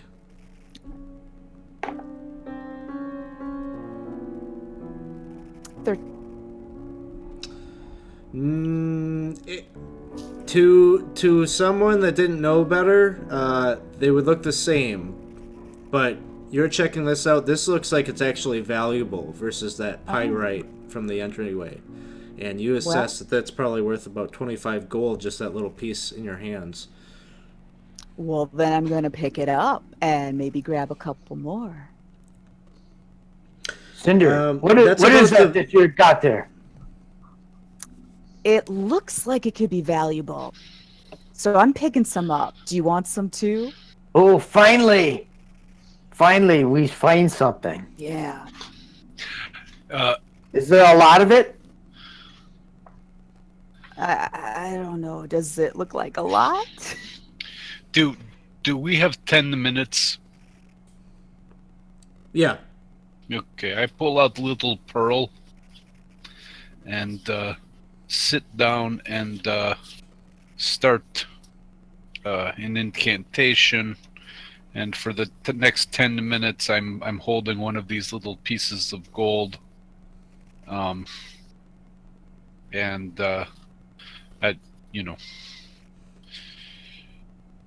an owl feather, I guess I'm holding as well. And and at the end of 10 minutes, I know if there is any magic about this or anything spell affecting it. Okay. So you begin doing that. Lander, what are you doing? I am going in there where that sea cucumber is lying and using my daggers to try and cut it open and see if there's more gold in there. All right. You do this, so you stab your dagger into the side of this thing and you rip it open, and a number of gold nuggets kind of pour forth from its belly. Wow. And you assess that you have the equivalent of about 200 gold worth of gold nuggets there that you could collect. I mean, they're all like gooey and disgusting, but you'll figure that out later. Oh.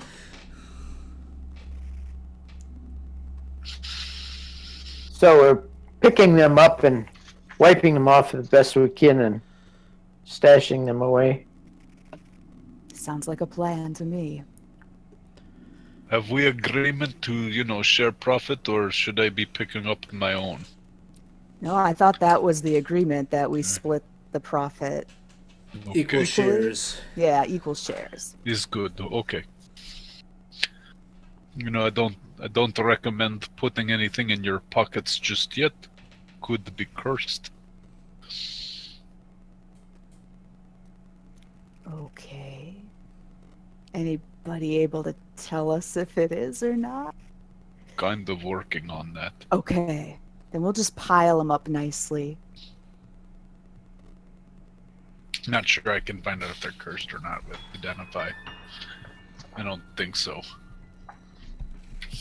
Well, I could cast Detect Magic. if they were cursed, I would think that there would be some sort of magic there. Identify would be more likely to reveal a curse than Yeah, I don't- detect magic. Detect magic I won't don't- tell you exactly. It'll tell you types of magic that are affecting it, but not effects. I don't have identify. I can cast Identify. I'm already casting. I'm doing as a ritual. Anything you're doing, Gobo?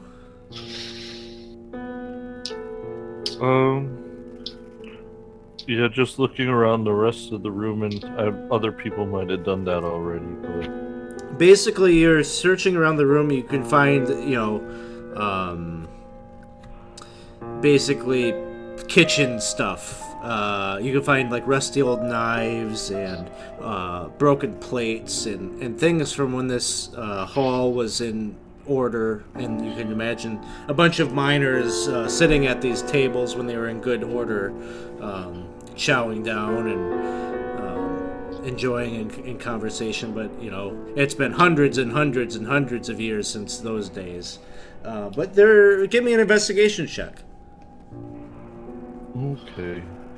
I was hoping for...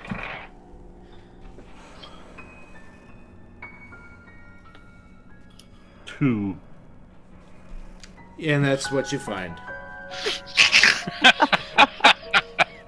There's just not really going to be a chance that I'm going to do well on one of those because I'm rolling at disadvantage.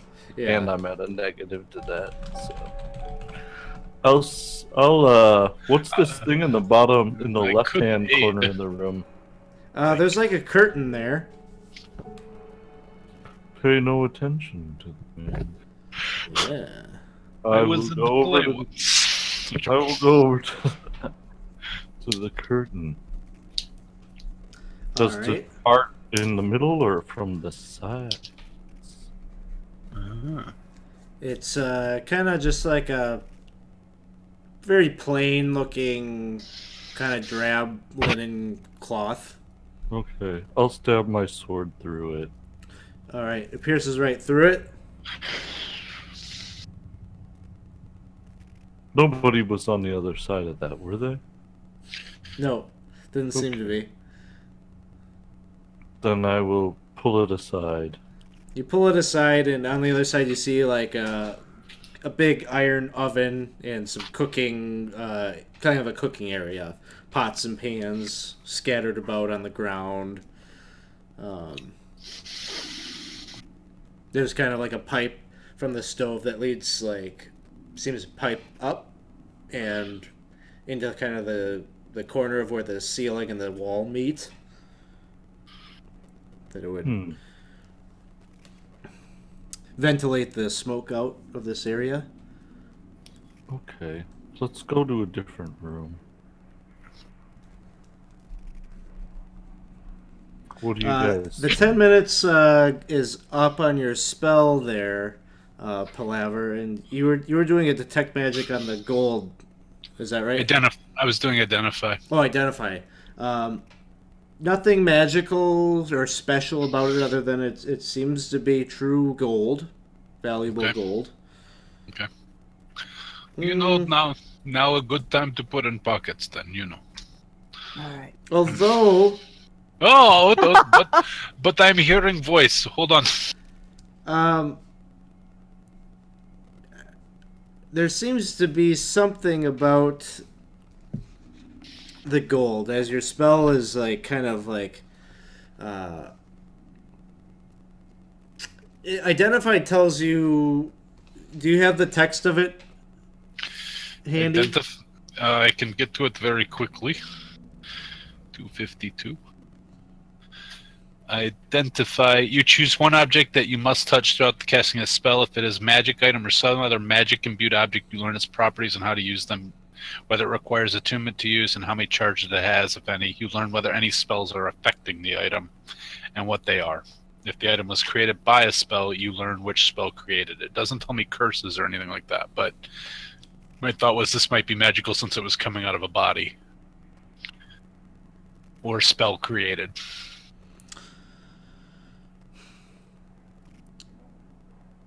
I'm going to say that you are detecting something about this. It gives you an unnerving feeling. Your spell isn't really registering anything, but you can tell that there is something not right about that gold. And it's not a physical thing. It's not exactly... It kind of maybe feels like there's some ancient power that this gold has come in contact with. Okay. It's not like directly on the gold, but there's something about it that gives you, as you're casting the spell, you just kind of feel it in your heart and your soul. It's not that gold, but that gold has been around something that is not right. It's Okay. pure evil. Probably some sort of golden primordial that's going to eat us when we get into the homeland of this dwarf. Was in like I told you in play, War of Stars, and used to say line, I have bad feeling about this. I think we should be careful with gold. But Well, it is blood money, you know. But I think we could probably take it. But there's the stink of evil on it. I give it the evil eye. But I'm gonna put it in my pocket anyway. Okay, I'll do the same. With some of it. Would you guys care to go to the next room?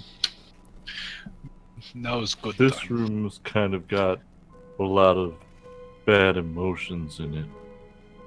Makes me sad. Is it just because you're in that room, or did it have the bad emotions before you walked in the room? I don't know. Probably just me. There's just something I don't know. Probably was there already.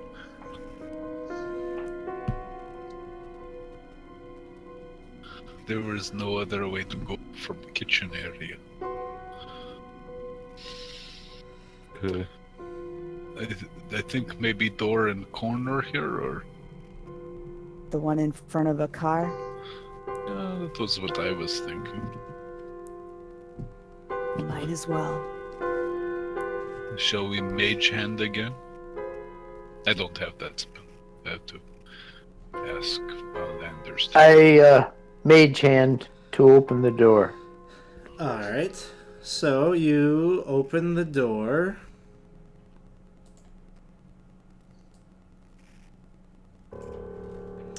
And you can see numerous wooden bunks are arranged in rows along the walls of this large room. Overturned footlockers and shredded, rotting clothes are strewn about the room as if hastily and angrily searched through. A table, its surface stained with old blood, rests near the entrance, and a pair of closed doors stands at the back of the room. You see a row of privacy screens fashioned from metal panels that divides the room into two. Ancient skeletons, all showing the signs of violent death, lie in random order about the room. I don't trust those skeletons. The dead don't always stay dead. Mm-hmm. It's true.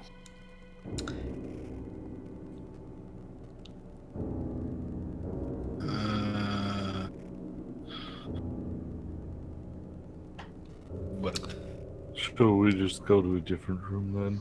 What are we actually looking for here? Is there like a certain going for, or like a library? Like what are we looking for?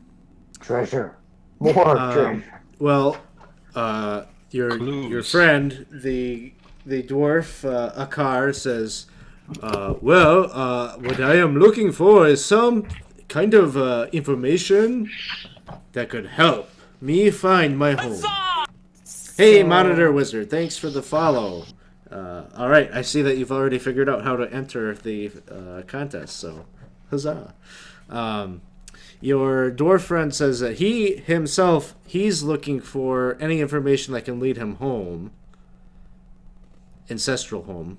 Right. And we needed keys to open those Right. other doors. But it looks like somebody already tossed this room, so I doubt there's keys in here. Yeah. Well, there's rooms beyond it, or the room at the end of this hall, too. How about we peek in the other room at the end of the hall and just see if that looks promising or not? And if it doesn't, we can check out these. That sounds like a good idea to me.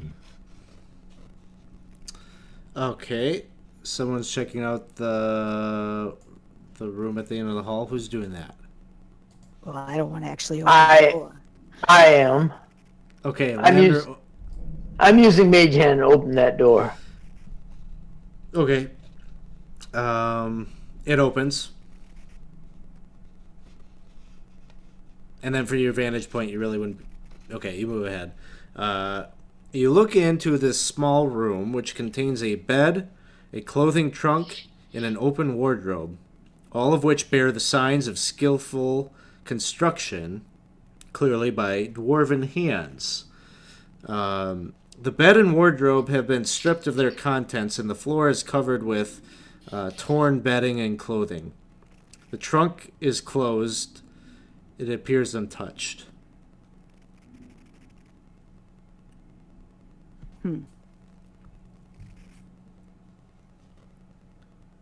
Oops.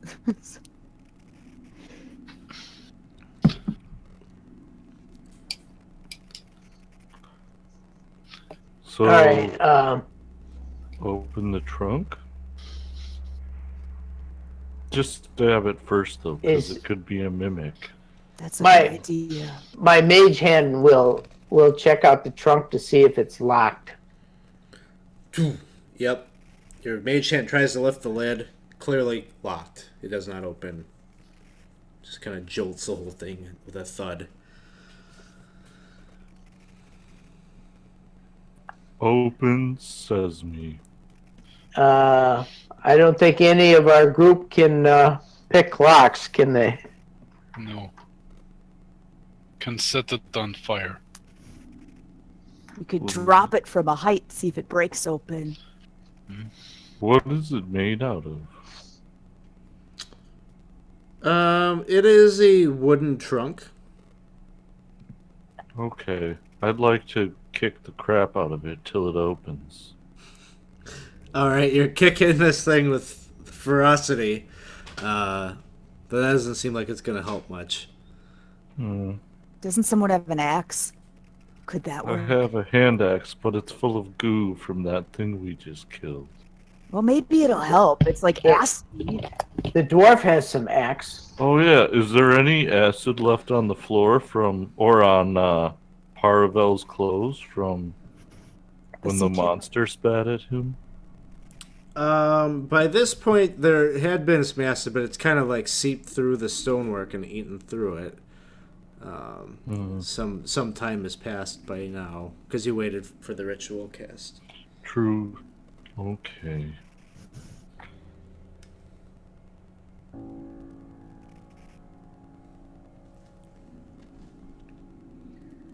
I'm going to take my daggers and try and jimmy the lock, you know. Okay. Give me roll 2 d20s at disadvantage.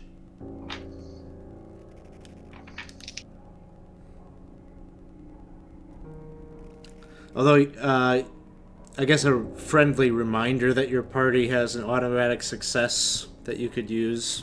I'm not suggesting that you should use it here, but it's an option. You could. I forgot about this. Yeah. Maybe we should wait and do the dagger trick on the doors over there and use an auto success on that. That's a good idea. Those seem more important than Oh. this. I'm sorry, want to ask one more time. How big is chest? It's like I don't know, 3 foot box. It's a large box. Like a steamer trunk. Yeah. Okay. Do I add my dex to that? Yeah. Okay, that would be 10 then. Okay. You're trying to. I mean, this thing has like a pretty nice lock on it. Your daggers just don't have the finesse to do that.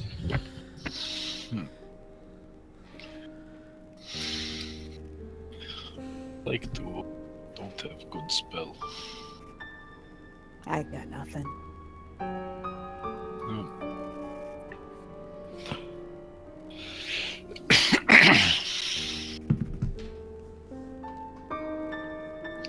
Unless someone wants to hack away at it.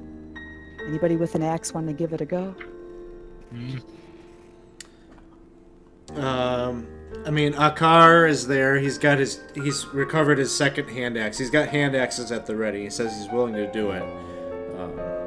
But he's really not an adventurer, so he's kind of deferring to the party to make decisions. Okay. Now that well, you're I'll use my 2 hand axes, and I will just go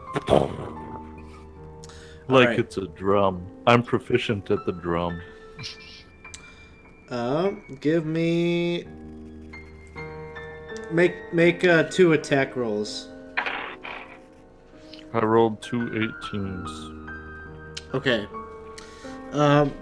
So you start hacking away at this thing, and you kind of splinter enough of the wood that the lock kind of comes, ajar from the lid. And as you do that, you kind of hear a vroom sound in the room. Roll initiative. Not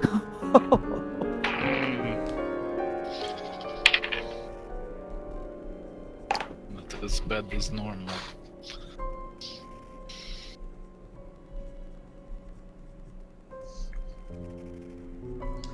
Palaver, what did you have? 14. Cinder. And Cinder, you would be at disadvantage because of the exhaustion. I had not. And Gobo, I think you would be in the same boat. Oh, I'm sorry. 6. I didn't quite hear what was being said. What was that? I got that you had a 9 for Okay. And I rolled at disadvantage. Yep. Okay. Lander, what did you have? I rolled a 4. All right. So Palaver, as this is happening, you can kind of perceive what is taking place. Okay. You saw as Gobo was hacking away with his hand axes at this box, you kind of saw almost like a amber glow kind of around the lock as it got hit and splintered away from the lid. As that happened, you kind of saw a wisp of energy kind of pop away very fast, but your eyes saw it. And there is this kind of rock-like elemental creature that's in the corner of the room that has just popped up and been summoned into the room. How big is elemental? Not as big as the elementals that you've studied about that are native to the plane of elemental earth, but it seems to be a miniature version of that. It's probably about your size, actually. 2'9", okay. Yep. All right. And I have go. Mm-hmm. All right. I pull tiny diamond out and spin it around. Start saying some words, and a beam of thunder energy shoots out of it. And then I rolled a 20 to hit. That'll hit. I also right. think you still have a critical from somebody. I do have a critical. I'm not going to use it this time now because I hit. Yeah. But I do 3d8 damage for that. Okay. I do 13 points of damage. Very Of nice. thunder damage. So your thunder wave like hits the thing, and you can see like its body kind of like cracks up and down its body, and it's still on its feet, but you can see you've done significant damage to it. And then it starts to it moves right up to you, Palaver, and it's going to try to attack you. Yes, I am very big threat. 14, That is hit. and it makes a second attack that will also hit. You take a total of 10 damage. Oh, that's not good. I'm still standing, but not better than I always have. Cinder. Like a true survivor. All right. Where is this creature? I'm not seeing. Oh, sorry. I can throw something on there. Well, just if I'm close enough, in I'll, the room. I'll hit it. Yeah. Okay. Yeah, I'll go you up can to get it and. All right. Because I can't really move 15 feet, so I might not be able to get to it. Yeah, you can. You would have been in the room. You were all inside the room, so you can get to it. Okay. And I'll go up to it, and I'll swing at it. We'll see what we can do. I'm committed. That'll be 21. That'll hit. All right. 9 points of piercing damage. All right. And we'll take a bonus swing as well, because why not? That one's only 11. That one will miss. Yeah. Or, I mean, both hit. I'm a stickler about that. You know, if I'm its not dex that bad. it doesn't dodge. It's just that its armor is so hard that you don't cut through it. Gotcha. But you do some damage with the first one. You see your blade kind of cut a piece of the rock. It actually connects with one of the gouges that were created from Palaver's spell. And you are able to kind of rack off a piece of rock that clambers to the ground. And then it is Gobo's turn. Okay, I will stop hitting the chest with my axes and start hitting this thing with them. We'll move to there.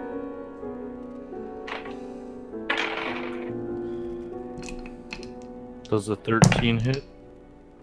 Yes. Okay, so my first one will hit for 9 damage.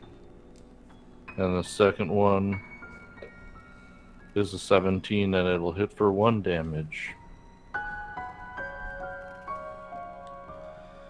All right. From the background, you can see that Akar has chucked both of his hand axes. One of them is lodged again into another one of those fissures created by Palaver's thunder wave, and another big chunk of it kind of falls off, but it's still on its feet. But it's looking pretty fragile. It's pretty thin frame as we turn to Lander's turn.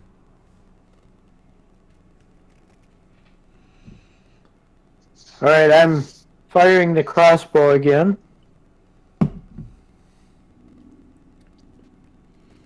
$21. That'll hit.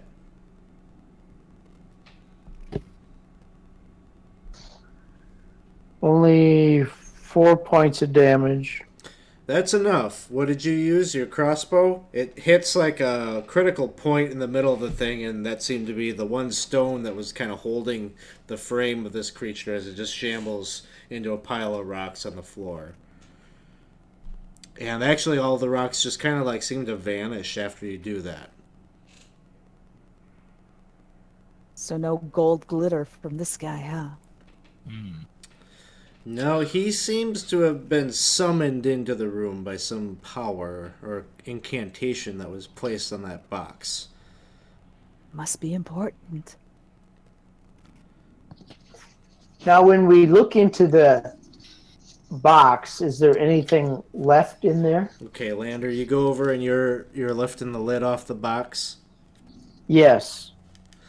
So you lift it up, and you're looking inside, and you can see that there are 5 vials that have liquid in them. 3 of the vials have kind of a scarlet liquid, and 2 of them have kind of a bluish liquid, translucent fluid.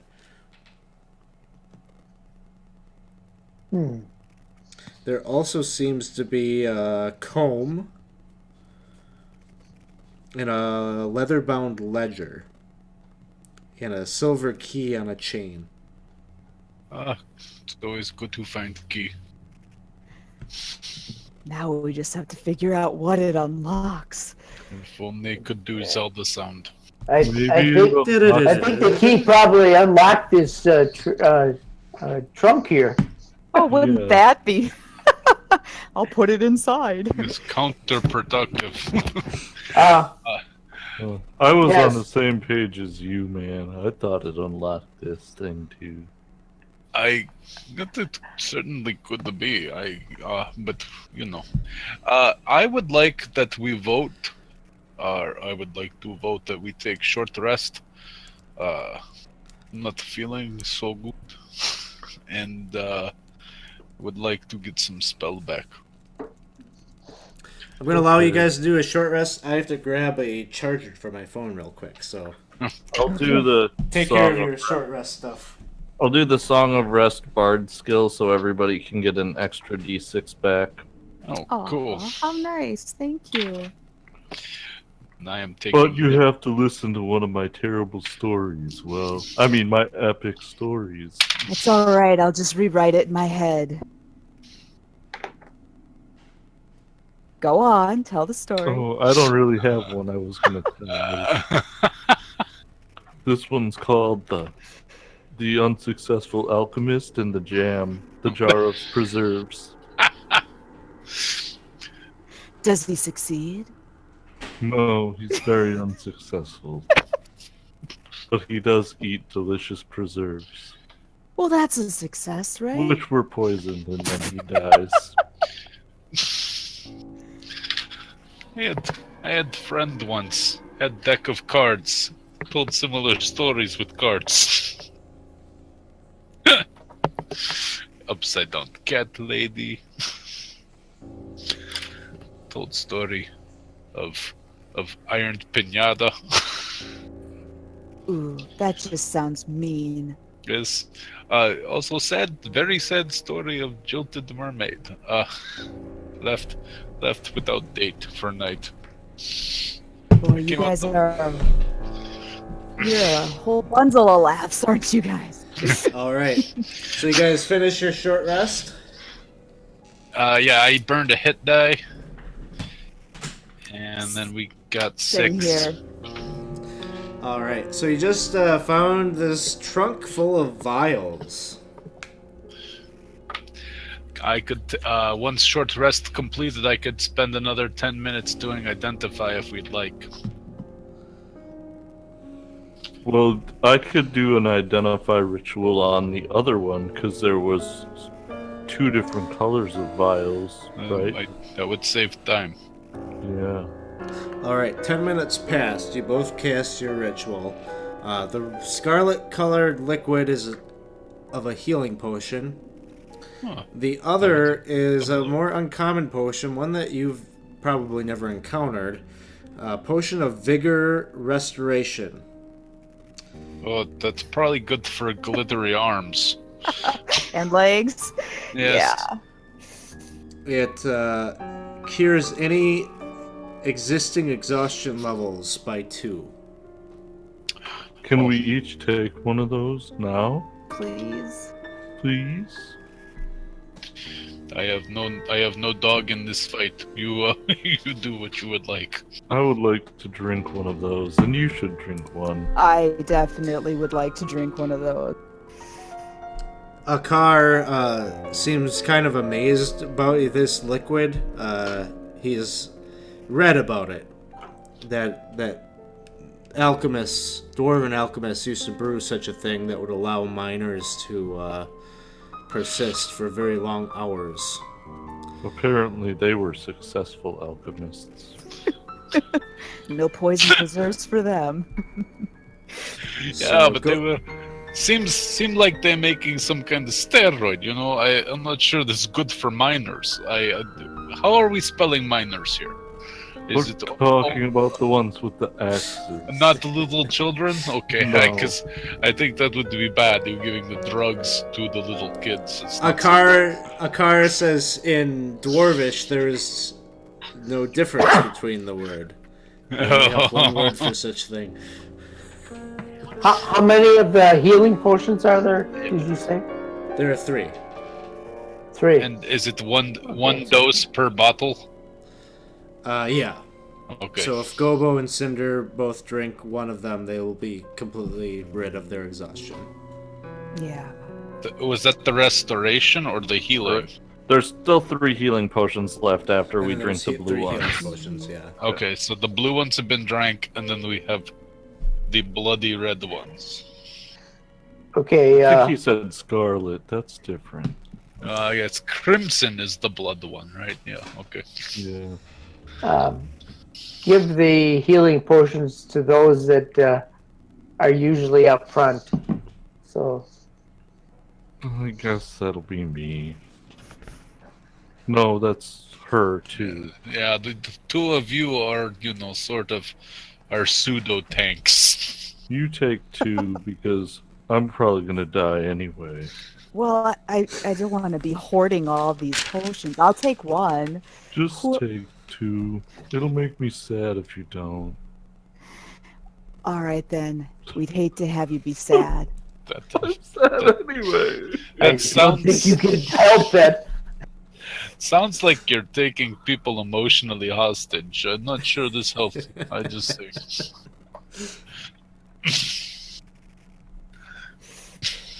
Who wants to take this key? I'll take the key. All right. Alright. Was there anything else left to take? I not that I need a share. I just don't want to shirk, responsibility. There was the ledger. We haven't Yeah. looked at the ledger Oh, good. I would look at the ledger. And Is a it- comb, I think. A comb. Oh, there is a. Um, I have very little hair now, except ponytail. Don't need comb. Akar says that clearly that's a beard comb. Don't have beard. And the ledger. Who's looking at the ledger? I will look at the ledger. What language is it in? It's in Dwarvish. This is language I don't speak. Make a nature check. I have 8. It looks I like can- it looks like maps and drawings of subterranean terrain. Oh, this is book a car looking for. He perhaps can read anyway. He's a dwarf, I hand the book to a car. He Is starts this- to look through it, and he's paging through it, and he's like, "This is a ledger of." This is a ledger of transport manifest, where they take ore to. Indeed, and he's paging through, and he's like going nuts over this thing, and he's like, one of these places must be my home. Well, this is good news then, right? Yes? Duh. Okay, then very good for you. I'm happy for you. I'm And still so I was going to see if Gobo got a little happy, but apparently not. Yeah, Gobo, you're the one that hacked this box open. Aren't you a little bit happy? I guess if he's a little happy, it makes me a little less. But now the world has A little one less sad? nice. Yes. The world does have one less nice box in it. We did destroy the box. Oh. No, I'm just. as Oh, sad as I now was look what you did before. to Keep hanky. I don't need it. I So make another one. he's paging through it and he confirms. Ah, yes. I find here Steel Hand Hall. That it was our home many hundreds of years ago. It's good. Surely overrun with goblins now, but that is problem for a different time, I think. Yeah, goblins not so hard. They're not like giant, sea cucumber. But there is still treasure here. We have not found how to open that gate. But The we door. have- Oh, Vault. we have a key to something. We could see if it fits the vault door. I feel think like that's that's an a good excellent idea. So you're heading over to that room? That was the little tiny door on side of hallway. I will There. run through walls to get there. Oh, see, I was gonna like walk all the way there. Through this. Navigate your thing through like the Da-da-da. right way. There we go. Yep. You leave it open for the chance of new narrative. Ta-da. It does not seem to fit. It's far too small for the lock. Was there anywhere else that we needed a key? But where is also little door? Is there other little door? The porculus or whatever that didn't have any sort of No. No lock. okay. No keyhole. So what's through this other door here? What's with the one up to the... Now I'm that gonna- that little door there, No, the or at sorry, the end of the hall, the one at the end of the hall, right? it's a right- stone door. Is it? I No- want to no see if keyhole. it's- I want to push it. It opens. Oh, unless it was a pull, then I want to pull it. Just You push it open just real- fine, Gobo. Just fine. And Victory! you Could can you see make that there's sure- a door to your right, and if you poke around the corner there, you can see double doors. I think when you push it, you should push it real good. Dun, dun, dun, dun, That's right. dun, dun, dun. I hear you coming on now. I wish you would. Push it. Push it real good. Okay. And move over here. So just to reemphasize, when Gobo and Cinder, you drank those potions, that calcification of your hands and arms and legs, that's all gone away. It's Okay. flesh again. Excellent. I kind of miss being sort of made of stone. Yeah, I think you would.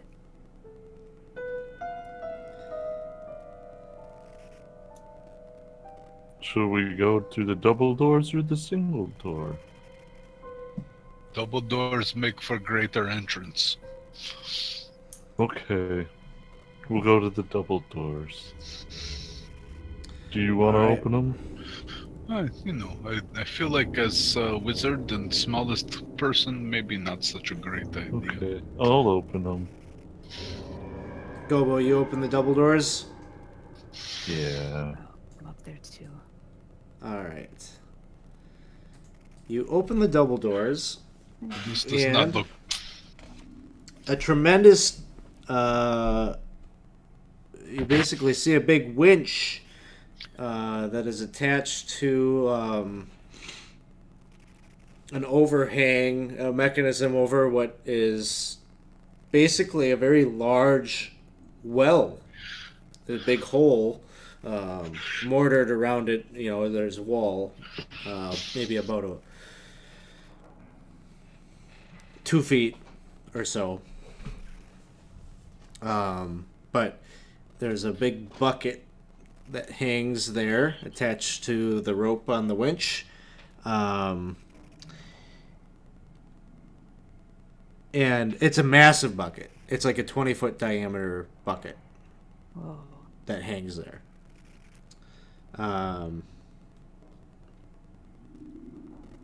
It seems to be clearly kind of like an elevator, because there's like a little door on the side of it that is hinged and could be swung open, and it seems like it was meant for the delivery of people to go down into the lower mines.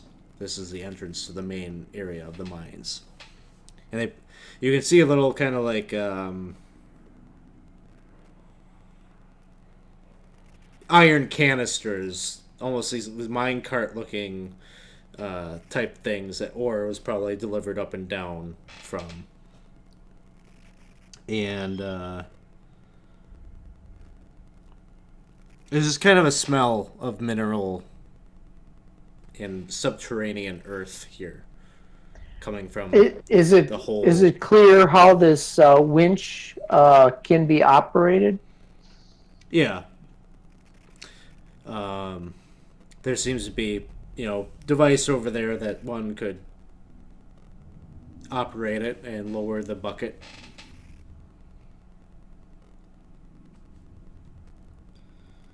So it wouldn't be automatic. It would have to be somebody would have to be operating it while the other people would go down. Yeah.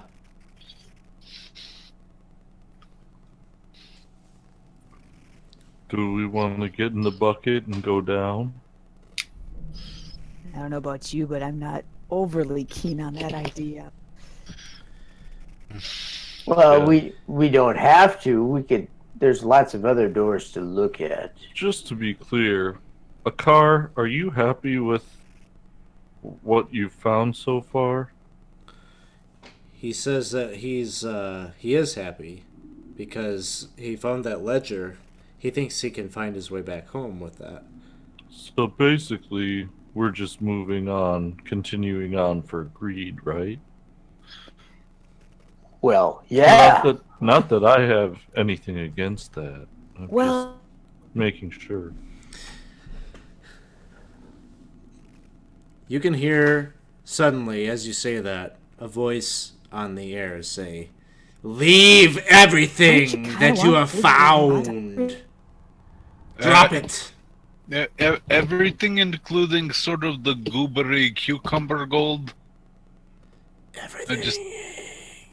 Okay, well, that was rather, dramatic and firm. yeah. Sort Where of did the voice come from again? It's just kind of on the air. I don't think he even wants to let the dwarf take the ledger even. No, I the was- dwarf gets the ledger. Yeah, I think that has to happen. Yeah, otherwise this voice is gonna have to answer to me. Alright, you're all like in this room with the bucket, right? In this room? In this room here. Yeah. So the double doors behind you slam shut. Oops. Oh no. That's never good.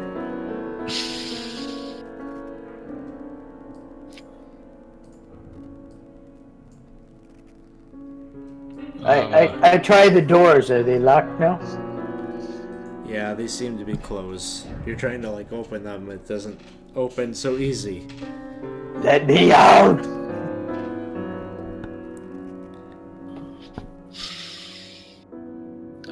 I have a bad feeling about this. Okay. Well, you guys want to get in the bucket, then I'll work the winch. Or do we want to leave someone else up here to work it, and I'll go in it? I'm wondering if I have spell to help. Could not Mage Hand work winch? Mage Hand can handle about 10 pounds of force. Okay. I don't think so. Alright. Well, do we have can we look down at all and see what's down there? Or do we have any sense of what we might be Yeah, going you can. down into? There's enough area around the bucket that you can look down, but it's very dark. You can see that there's a chasm You can sense that, but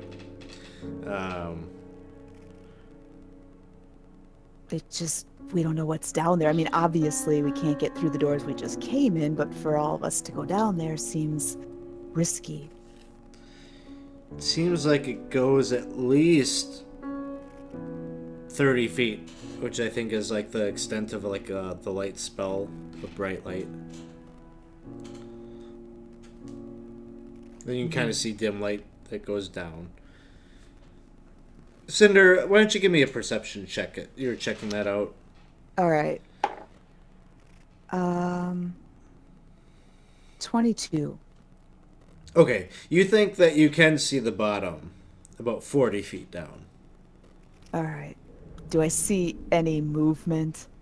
No, you just kind of see rocky floor from like Okay. the little gap that you're looking down. All right. Well, guys, I don't see anything moving down there. Looks about 40 feet down. I still think it's risky, but it might be the only way we have to go. I think this is right. Okay. What if we just ask the voice nicely to let us out the doors? It's worth a try. Voice, if we leave the gold behind, will you open these doors? In the ledger. Can we copy stuff out of it first? No! Why There's not? surely gold there, and it is mine! All mine! I feel like Gold we deal dust? now with crazy person. Okay. Might be crazy ghost. Does not matter. I never heard of a greedy ghost. You have not seen play Scooby Doo. Ooh. They always turned out not to be ghosts. I am a ghost! Get out of here! Strawberry vanilla or chocolate ghost is what I want to know. All right. I am wondering if we go. Does one have to stay behind to do winch? Well, what if we leave a car up here, and then when we tug on the rope 3 times, he can bring us back up? I have spell for this. I have spell called message. I can send him. Tell us time to bring us up. Okay. He says, That's a fancy way of tugging on a rope 3 times, huh?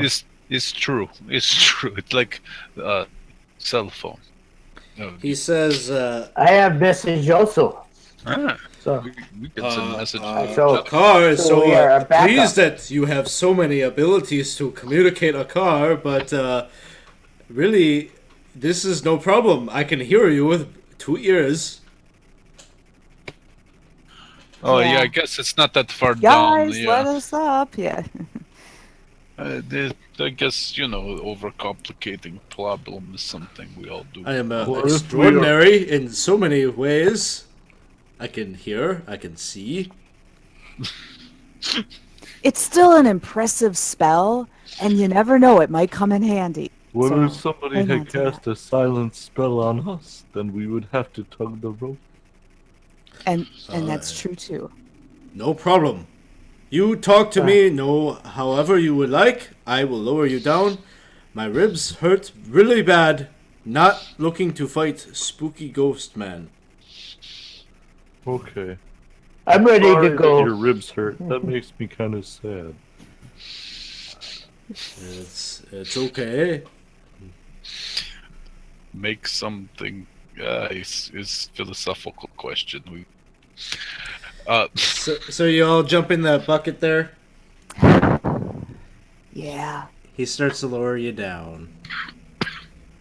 And I think there's a way I can select you all.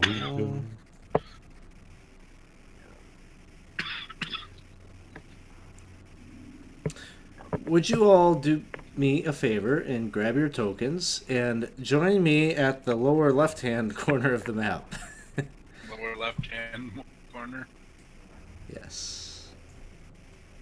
I want to get there very quickly.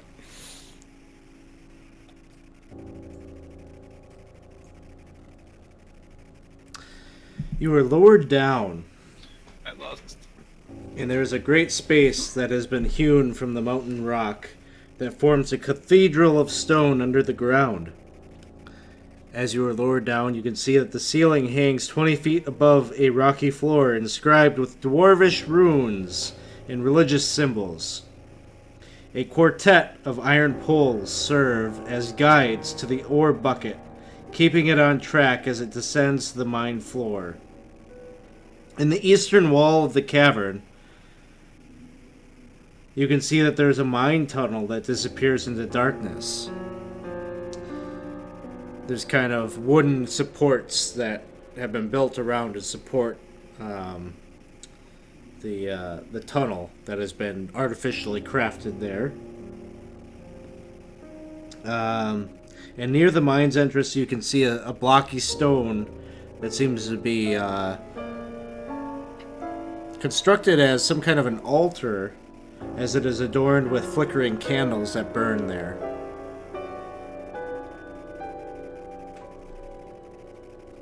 And as your bucket, as that big giant elevator thing like hits the ground, you're all kind of shudder a bit as you're jolted forward, and you can hear "Go away! Leave now!" We tried, but you locked the door. Then you said we couldn't have the ledger, and that really hurt my feelings. You all gonna die. Sometimes. That's okay. I was planning on it anyway. I had no plans for tomorrow. Sometimes ghosts, they stick around because they have unfinished business. Have you any unfinished business that you would like some help with attending to?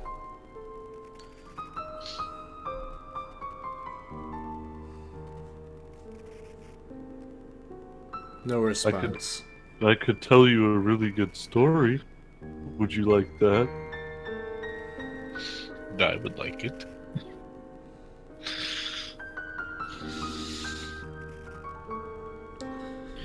Suddenly, Gobo and Cinder make perception checks.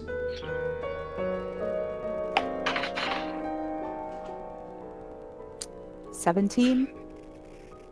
16. You both notice, I think Lander and Palaver probably still have light going. And you both kind of see like a shadow or something like moving like near you on the ground. And you look up and you can see what seem to be creatures that look similar to that big slug thing that you fought in the dining room. But they're smaller.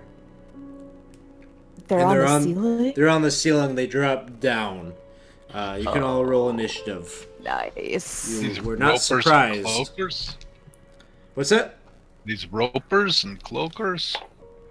Nope, they look like the slug creature from the mess hall, but they're Like a smaller version of that. baby slugs. Yeah,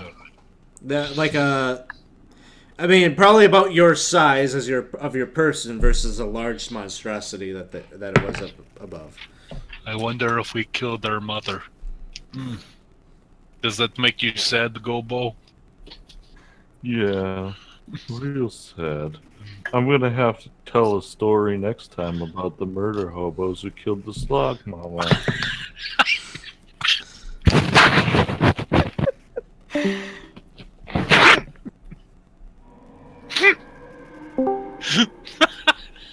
Cinder, what did you have? I had 11. Palaver, 15. Gobo, 13. and Lander. 16. All right. Lander, you notice your two comrades react to the things that just dropped off the ceiling.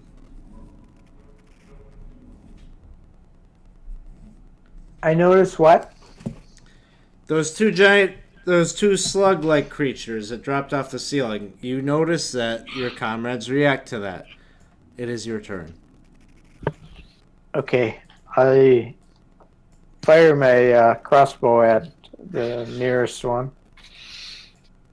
Okay. So the one by Gobo? Yes. All right.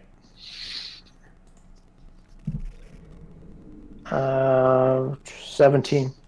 17 will hit.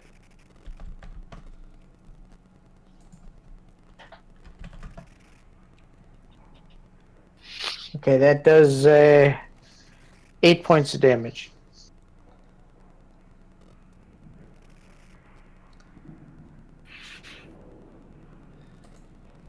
Seven points? What'd you 8 say? points. 8 8 points. points. All right. Eric Bleish is calling them sea gherkins. I like it. I like sea gherkin. All right. It is Palaver's turn. Okay.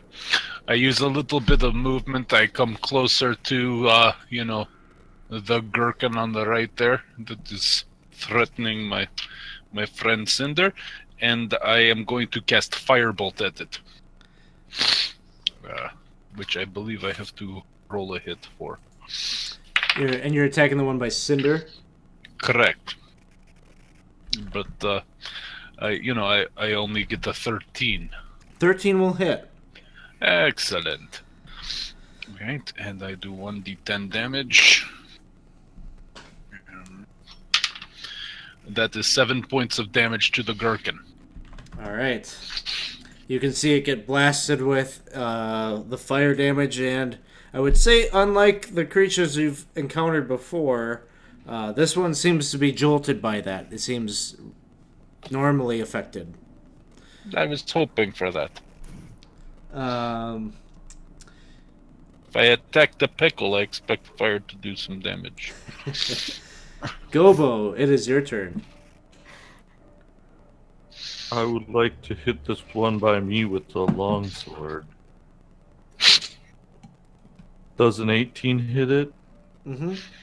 Okay, I'm going to use a bardic inspiration to do an extra 2d6 psychic damage on top of the normal damage. So it takes 12, 13, 16 damages. How much was from the sword? 4. What type of damage is that?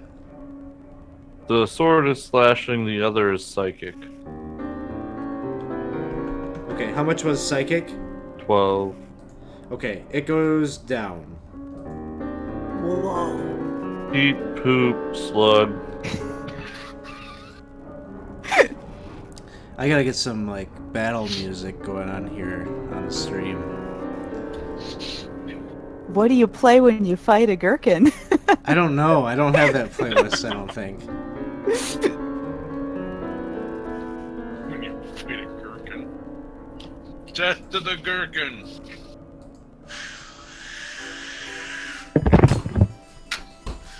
Alright. Cinders Turn. Alright, well, I'm going to turn to the one next to me and attack it with my short swords.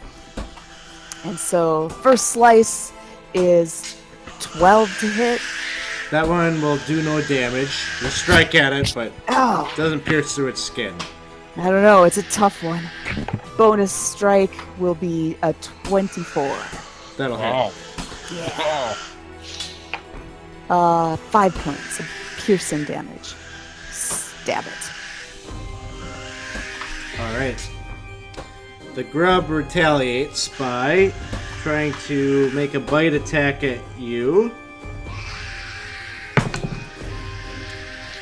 7 will miss. That's right, it will. And then something pops up from behind the altar there.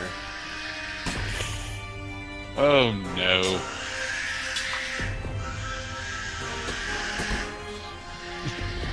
You can see a dwarven man in robes pops up and Dwarf Lich. He readies a spell.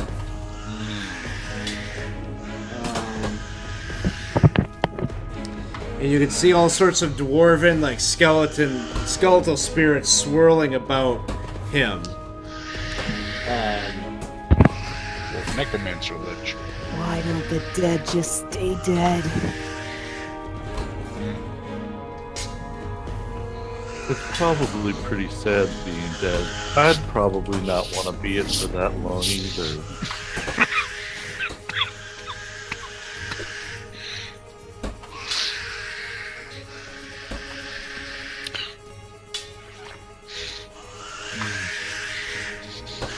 If you've got any cure, you I can need probably play some cure for Gobo. Palaver to make a wisdom saving throw.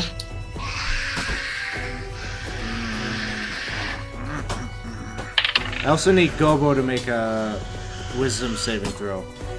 Oh, I got an 11.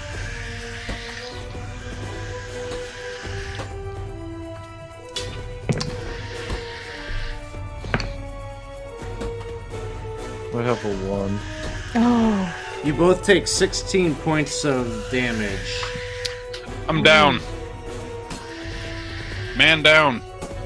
Palaver drops to the ground and Gobo takes some damage. Ooh, can I... Is that one of the ones I can use my Stone's Endurance on? I'm not sure. It's radiant damage. Yeah, we'll say no. I don't know. I don't want to go read about it. Lander, it's your turn. I am casting Scorching Ray at the dwarf. Okay. All 3 rays will fire at him. All right.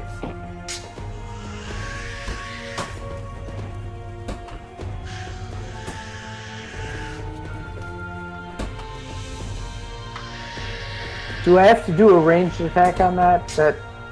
Not for Scorching Ray? Yeah. Yep. Yeah, For each ray. for each ray. Yep.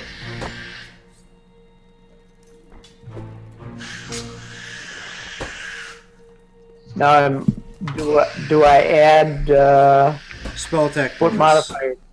Your proficiency bonus plus your sorcerer charisma.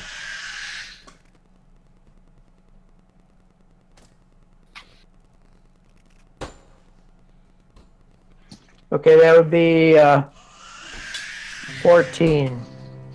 14 to hit. That'll miss. Okay, second ray is 19. That'll hit.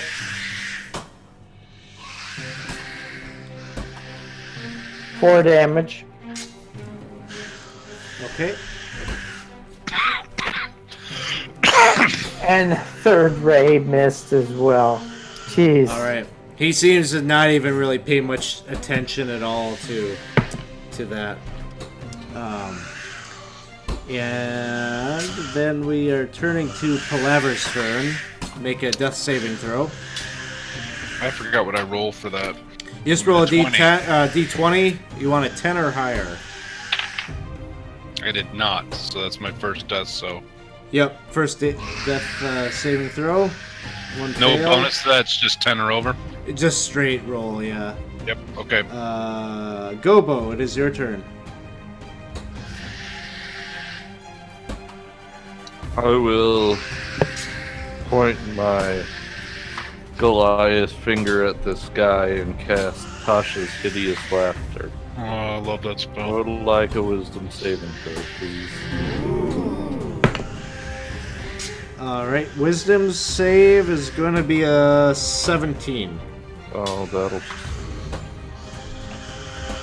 Then I'll walk kind of close to where what's-his-name is laying on the ground dying. Alright. Then we turn 11. to Cinders' turn. alright. Yeah, I think I'm gonna step forward. I know it'll provoke an attack of opportunity, but I'm gonna come up to my friend. Alright. Does an 18 to hit? Yeah. The thing bites you for 6 points of damage. Alright. That's fine. I'm okay. Can I use my action to give my buddy a potion? Yes. Alright. And is that 2d4 1d4 plus 2. Okay. 4, 7, 9. 9 hit points. I'm in deficit from the other one, so it's subtracted from that. There's no negative hit points in 5e, luckily. Oh, okay. So I'm just I've got. You've got 9. that many hit 9. points. Yeah. Okay. Awesome. Thank you. Can I Yep. use a bonus action to cast Yes. Hunter's Mark on Sure. the dwarf? Absolutely. I'm gonna do that. You can see kind of like his whole. He's undead, and like you're honing in on all of his little weaknesses and everything. He's a hated enemy of yours. Yeah, he is. And then it is the thing that just attacked you, Cinder, is moving after you in pursuit, right behind you, and it tries to bite you. Does a 12 hit? No. Okay, so you have the awareness. You kind of dodge out of the way as it does that. Okay. And then the dwarf. Oh shoot! Cinder, make me a wisdom saving throw. All right. 5. As you approached Palaver, you entered into where all these like swirling, kind of undead-looking dwarves are swirling about, and some of them swoop down to start to shred through your body. You take 17 points of damage. Oh my Now God. I'm down. Oh no. Okay.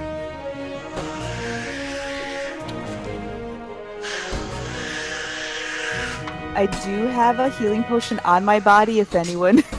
Yeah, I know. I'm trying to figure out how to get it. I'm so tiny, I'm not gonna be able to drag you out of the area effect, and I'm gonna get hit by it again. Yeah. This dwarven creature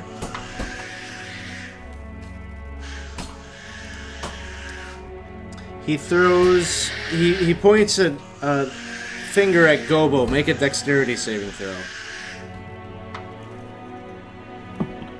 15. Okay, you can tell he's trying to cast Sacred Flame at you, but you kind of dodge out of the way. Ooh, a cleric-y necromancer. And then he casts Spiritual Weapon as a bonus action. These necromantic religious types, I tell you. Weird bunch.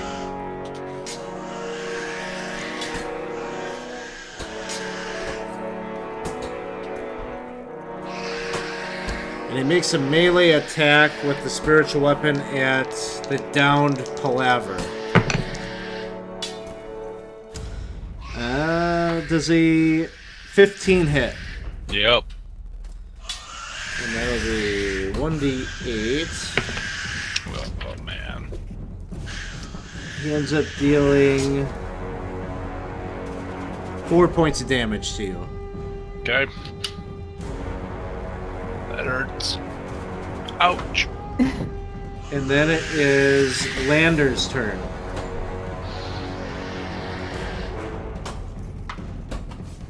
All right, I move up here and I fire a firebolt at the little gherkin there. Okay. Firebolt 25 hits. Yep. For 9 damage.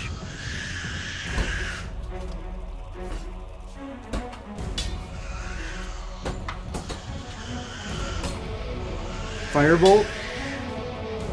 Yes, firebolt. Okay. I take some damage. Eric Bleish redeemed a death saving throw for Cinder, so you're stabilized. Aw, Oh, that's awesome. thank you. I think I gave myself a poison symbol instead of unconscious, but I didn't know. I just picked the weird mask. Although the red X seems pretty good. No, that's dead. That's dead. Palaver, you are starting your turn within the Spirit Guardians. You need to make a dexterity saving throw. Yeah. Did he make his concentration check on that? He did. Darn it. I was just making sure. Well, I am dead, y'all, because I just rolled a 2. oh, What's your total hit points? 5. I mean, your max total. I thought it was your con, isn't it your con? I want to know what your max hit points are. 18. 18. Close. You're just unconscious. Oh, good. Whoa. Gobo, make a dexterity saving throw. Nice. that doesn't sound good.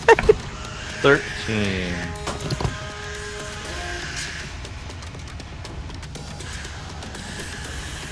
Did I You get, take 5 points of radiant damage. did I get skipped in this order of initiative? It's your turn right now. Oh, I'm taking the damage right now. On my turn? Yeah. Yep. Oh, how many points? 5? Yep. Okay. Alright, I'm going to cast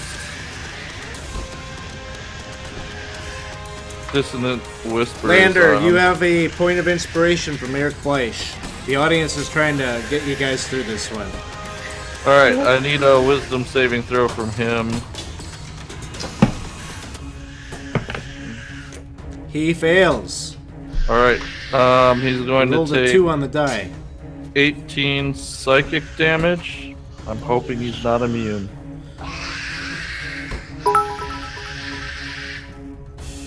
"18 psychic damage. That's awesome.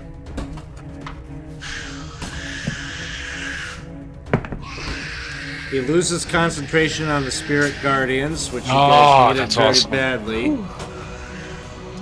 And he takes that. Sweet. That's And awesome. that dissonant whisper was something extremely insulting and sad. Was it jerk and dwarven? Yeah. I said jerk again. And I know. You hear from up above, twice in one day? Cinder, it is your turn. You are, well, you're stable. So I then, have 1 hit point, okay, you have 1 Oh. hit point. right? Is that right? What Eric Bleish did was stabilize you, so you don't have to make saving throws Okay. against death. But you're 0. So I'm at 0, so I can't do anything. Can't do anything quite yet. Okay, then Um, I won't do anything. That grub thing is still up. Palaver.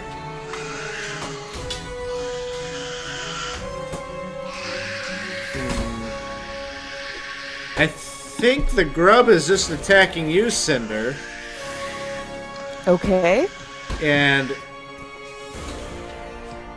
what that means is it's going to hit you. You're down on the ground. It auto crits. And what that means is you suffered 2 death saving throws. All right. So the audience will have to act quick to save you. Help me.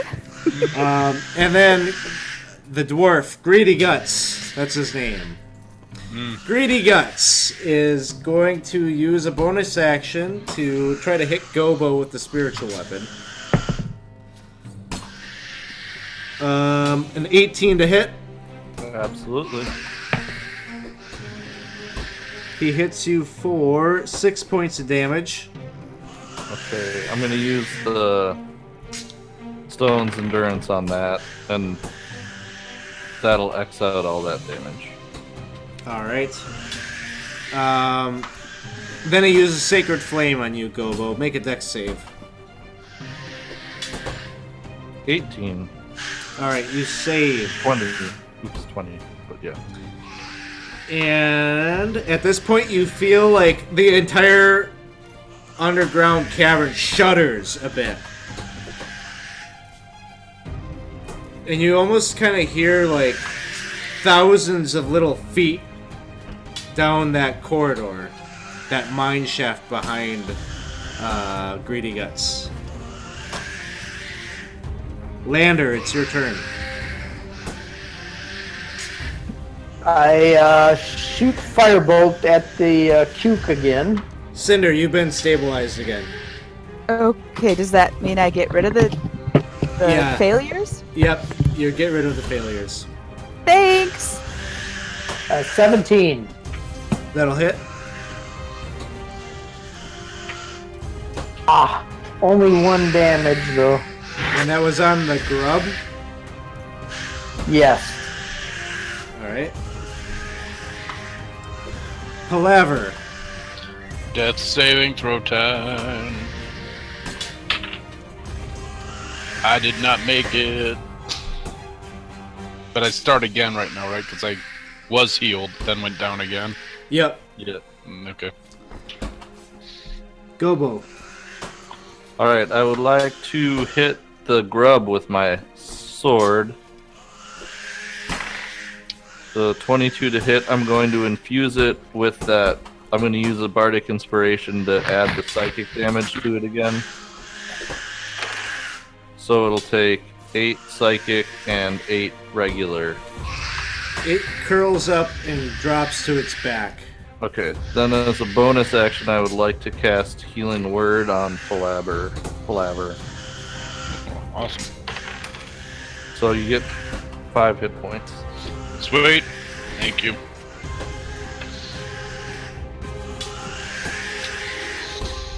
Alright, it is Cinder's turn. You're stable. And then it is Greedy Gut's turn. He's gonna knock me right back down. He's gonna try to hit Gobo with the Sacred Flame. Dex save. 18. Okay, you save against the Sacred Flame. He's gonna try to hit you with the Spiritual Weapon. He misses. Whew. And then again, you can just hear like the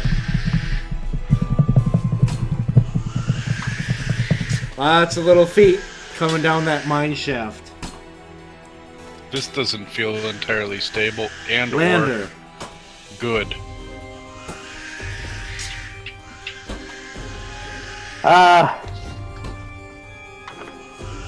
I'm firing the firebolt at Greedy Guts there. Alright. 17.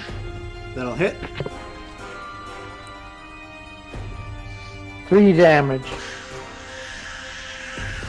Again, pays no mind to that.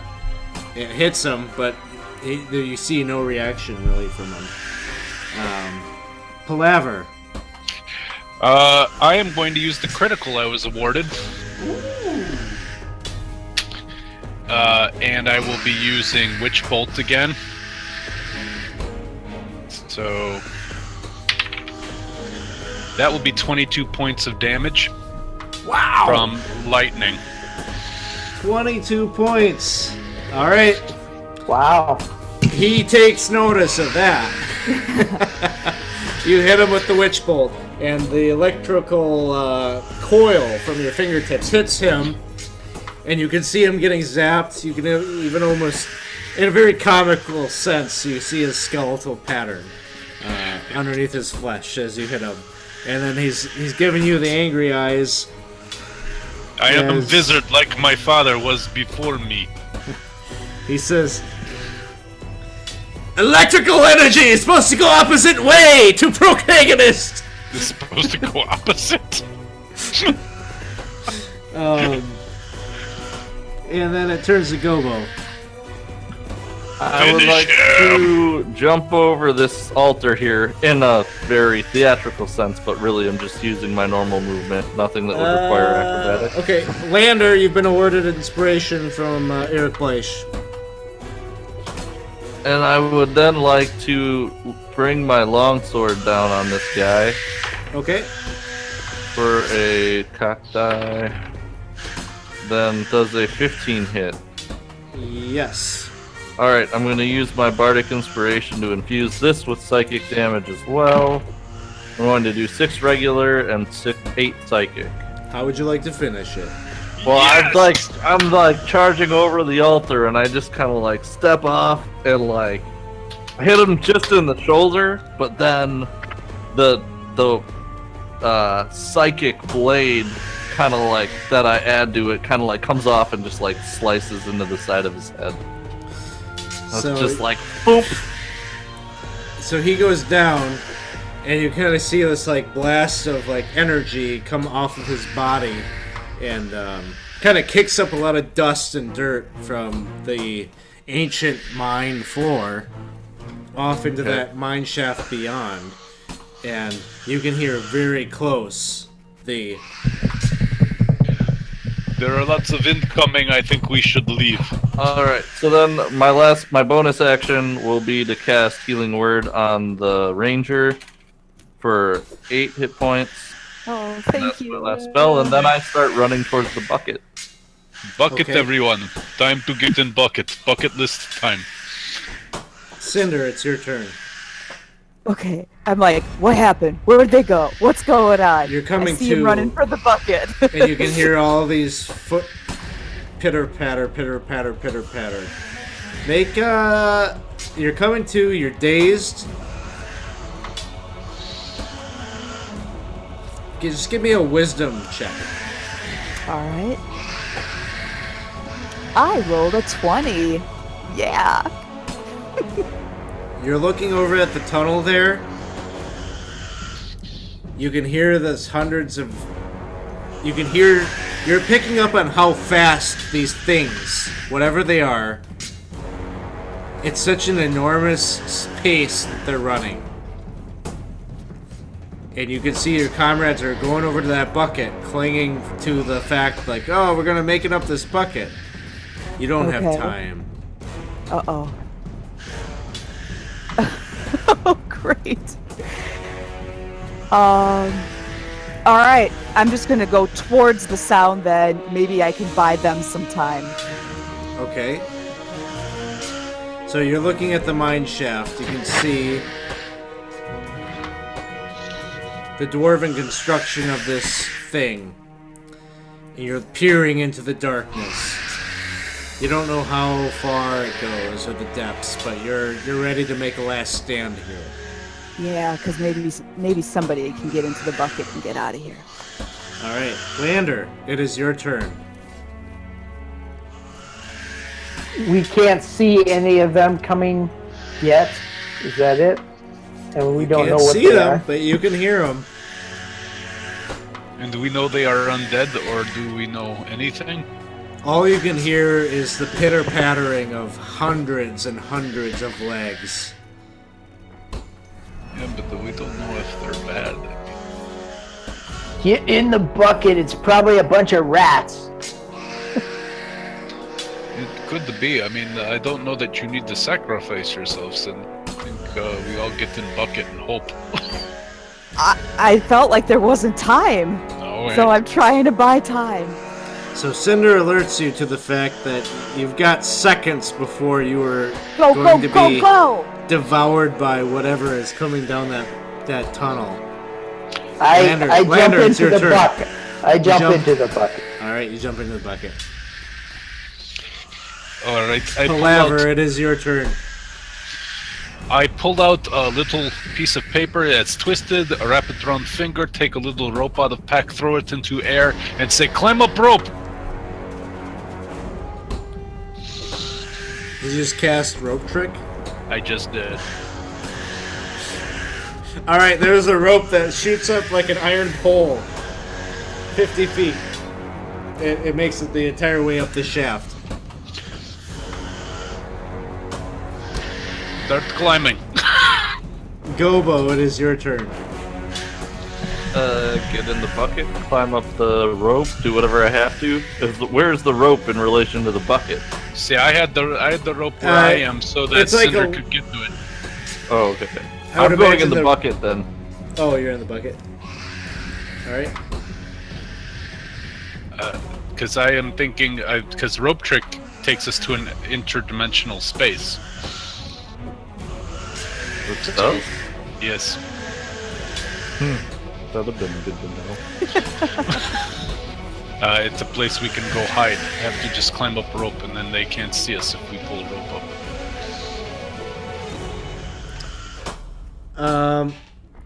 Proficiency bonuses here to join in the raffle. Awesome. Alright. Cinder, it's your turn. All right. So did I hear about the rope trick? Is that something I'd be aware of? Yeah. However, you're a ranger and you're hearing all of this. Mm-hmm. At the pace that these things are coming, I just know I'm there's not going not to enough make time. There's not Okay. enough time. it. Hurry! You guys go! Get out of here! You're There's not seeing enough time. at this point, you can see these creatures coming out of the tunnel. Where you're standing, All right. I'm gonna go down swinging. there's basically, you can see like the support beams, wooden support beams that are holding the tunnel up. And maybe by the third support beam structure, you see all these creatures that look like those slug creatures from earlier. But they're all along the tunnels. So am I Dozens and dozens and dozens of them. close enough to the support beams to hit those? You're by like the front end of one, like the Okay. first one. Would it be possible, as they're running towards me, for me to try to hit to cause it to cave in? Sure. What would you like to do? I think I'm just gonna like ram into it as hard as I can. To the beam to see if I can knock So you're it. gonna give it a shoulder tackle or something to try. Oh to... yeah, with Okay. everything in my. Give me a strength athletics check. All right. Remember, your party does have an auto success. Oh well, I rolled a natural 20. And You rolled I a have natural 20. You don't need it. Yeah. You do that. You go with all your strength to your shoulder. You tackle right into that support beam, and you kick the support beam from underneath the ceiling. And just like Gobo and Akar were the victims of a trap from up above, all that rubble starts pouring down and closes off the tunnel, giving you security and safety. Oh, crushed gherkins. It's chutney. That's right. Making my own relish down That's here. right. That's awesome. So you cave the tunnel in and save the party. Well, Ginger, You that was certainly amazing. could not have fended off all of those creatures that were coming through the tunnel. it was more of them, a bunch of them, like lots of them. It was a stampede, a herd That's right. of gherkins. Yeah, I've heard of them. I never want to fight them again. So, what ends up happening is you all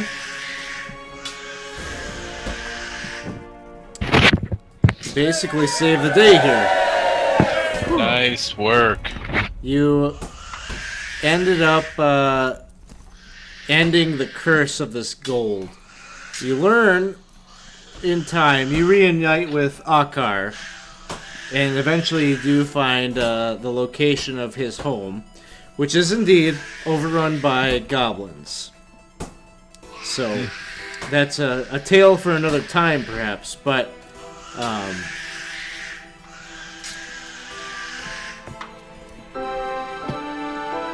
what ends up happening is that you find out that that vault indeed was where all that ore was kept.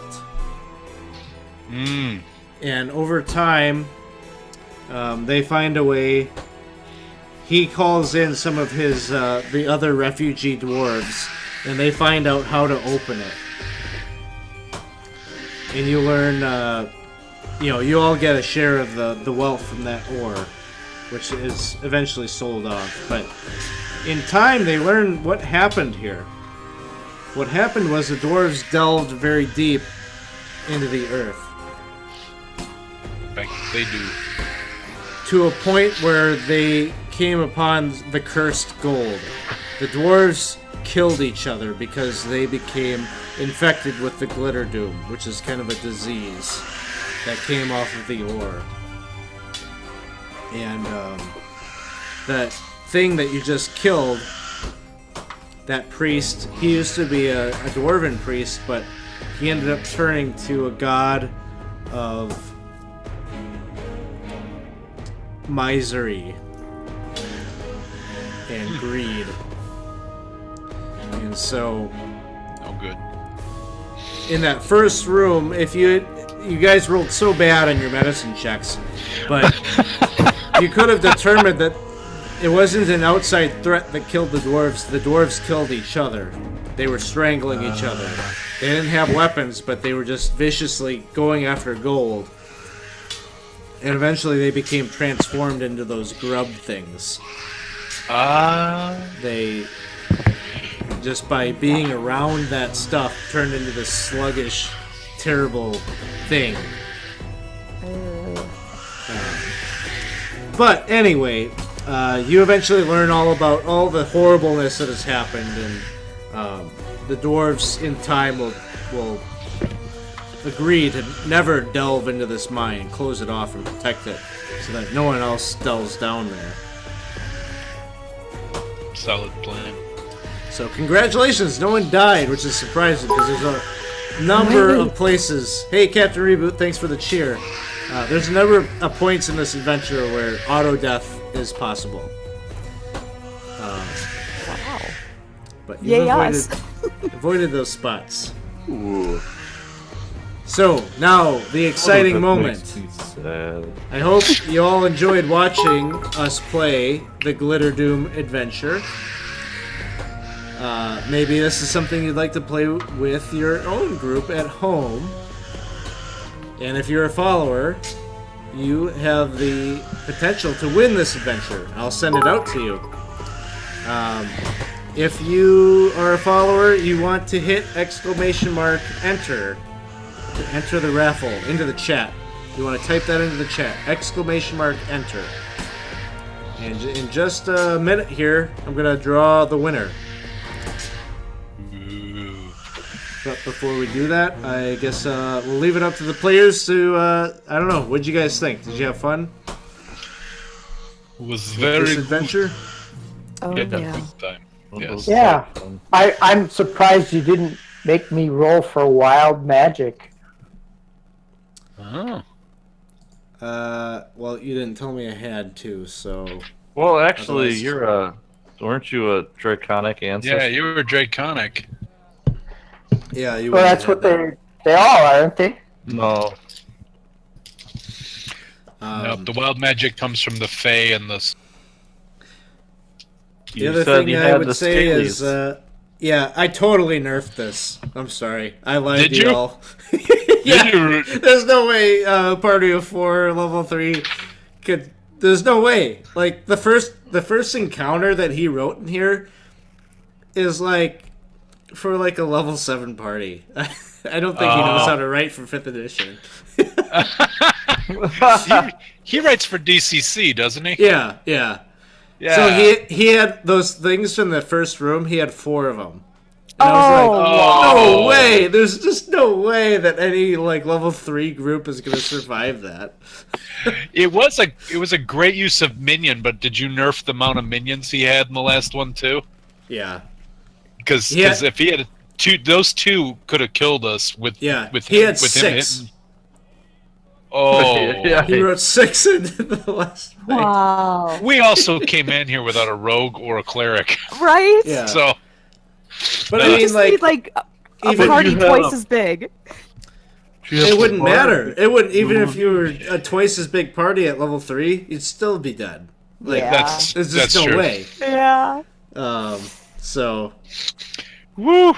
Can't believe we survived. but I wanted to make you feel like I wasn't nerfing it. So that was a rough game. That was rough. Well, and if people hadn't been giving us stuff, we wouldn't have survived. Exactly. yeah, True. yeah. That's true.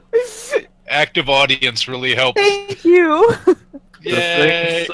Thanks all the viewers for helping to keep us alive. Absolutely. Well, I we're was at All that the point. cheering. Should we get a little drum roll going here? All right. We're about to close the giveaway and draw a winner. Praetor's Rejects! Are you here? It might not be here. Might not be here. Do you have to be present to win? Have to be present to win. No. New drum roll.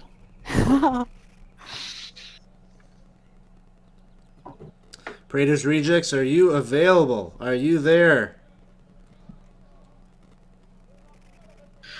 I think he might not be there. No, that would be Well- sad. Yeah. We're gonna see. That makes Praetor's me Rejects, if you're sad. there and you tell us you're there, we'll give it to you. But I'm gonna draw another winner just in case. We'll see who the number 2 is. He's gonna be so sad when he finds out. Proficiency bonus. Are you there? I see that person in the. I think viewer proficiency list. bonus just jumped in at the last second. And now Gobo is happy. That's not entirely accurate. Yeah, proficiency bonus is there. You won yourself a copy of Glitterdoom. So congratulations. I will be Nice. proficiency bonus. I know you, so I'll get in touch with you and we'll figure out the details on where to send you this. But yeah, it's a nice mod. To be honest with you, at retail price, I don't know if I'd buy it just because of how quick it is. But we got done with it in a 4-hour slot here. So from that standpoint, it's kind of a nice thing to have in your back pocket if you need a quick little module to run a pickup game or something to run at a con. Not a bad thing to have. So yeah, don't worry about it. Proficiency bonus. I don't think Praetor's Rejects is there, so we'll get that out to you. So congratulations, and thanks to all of our players here for running us through it and giving us a little preview of what it's like. You explored most of the content, so that's good. We are offline all week next week because me and Mr. Joe here are going to be at Gen Con, so we will be posting some stuff from our social media to support some of our fellow streamers here, including Praetor's Rejects and Proficiency Bonus, and Captain Reboot is there, so thanks for watching and hanging out with us. We're going to be encouraging you to go watch those folks. So, yeah. Any last words before we jump offline here? Anything for the good of the order? It was good night. Thank you. Yeah. Well, Thanks for everyone. inviting me. It was fun. Yeah. We'll see you all soon.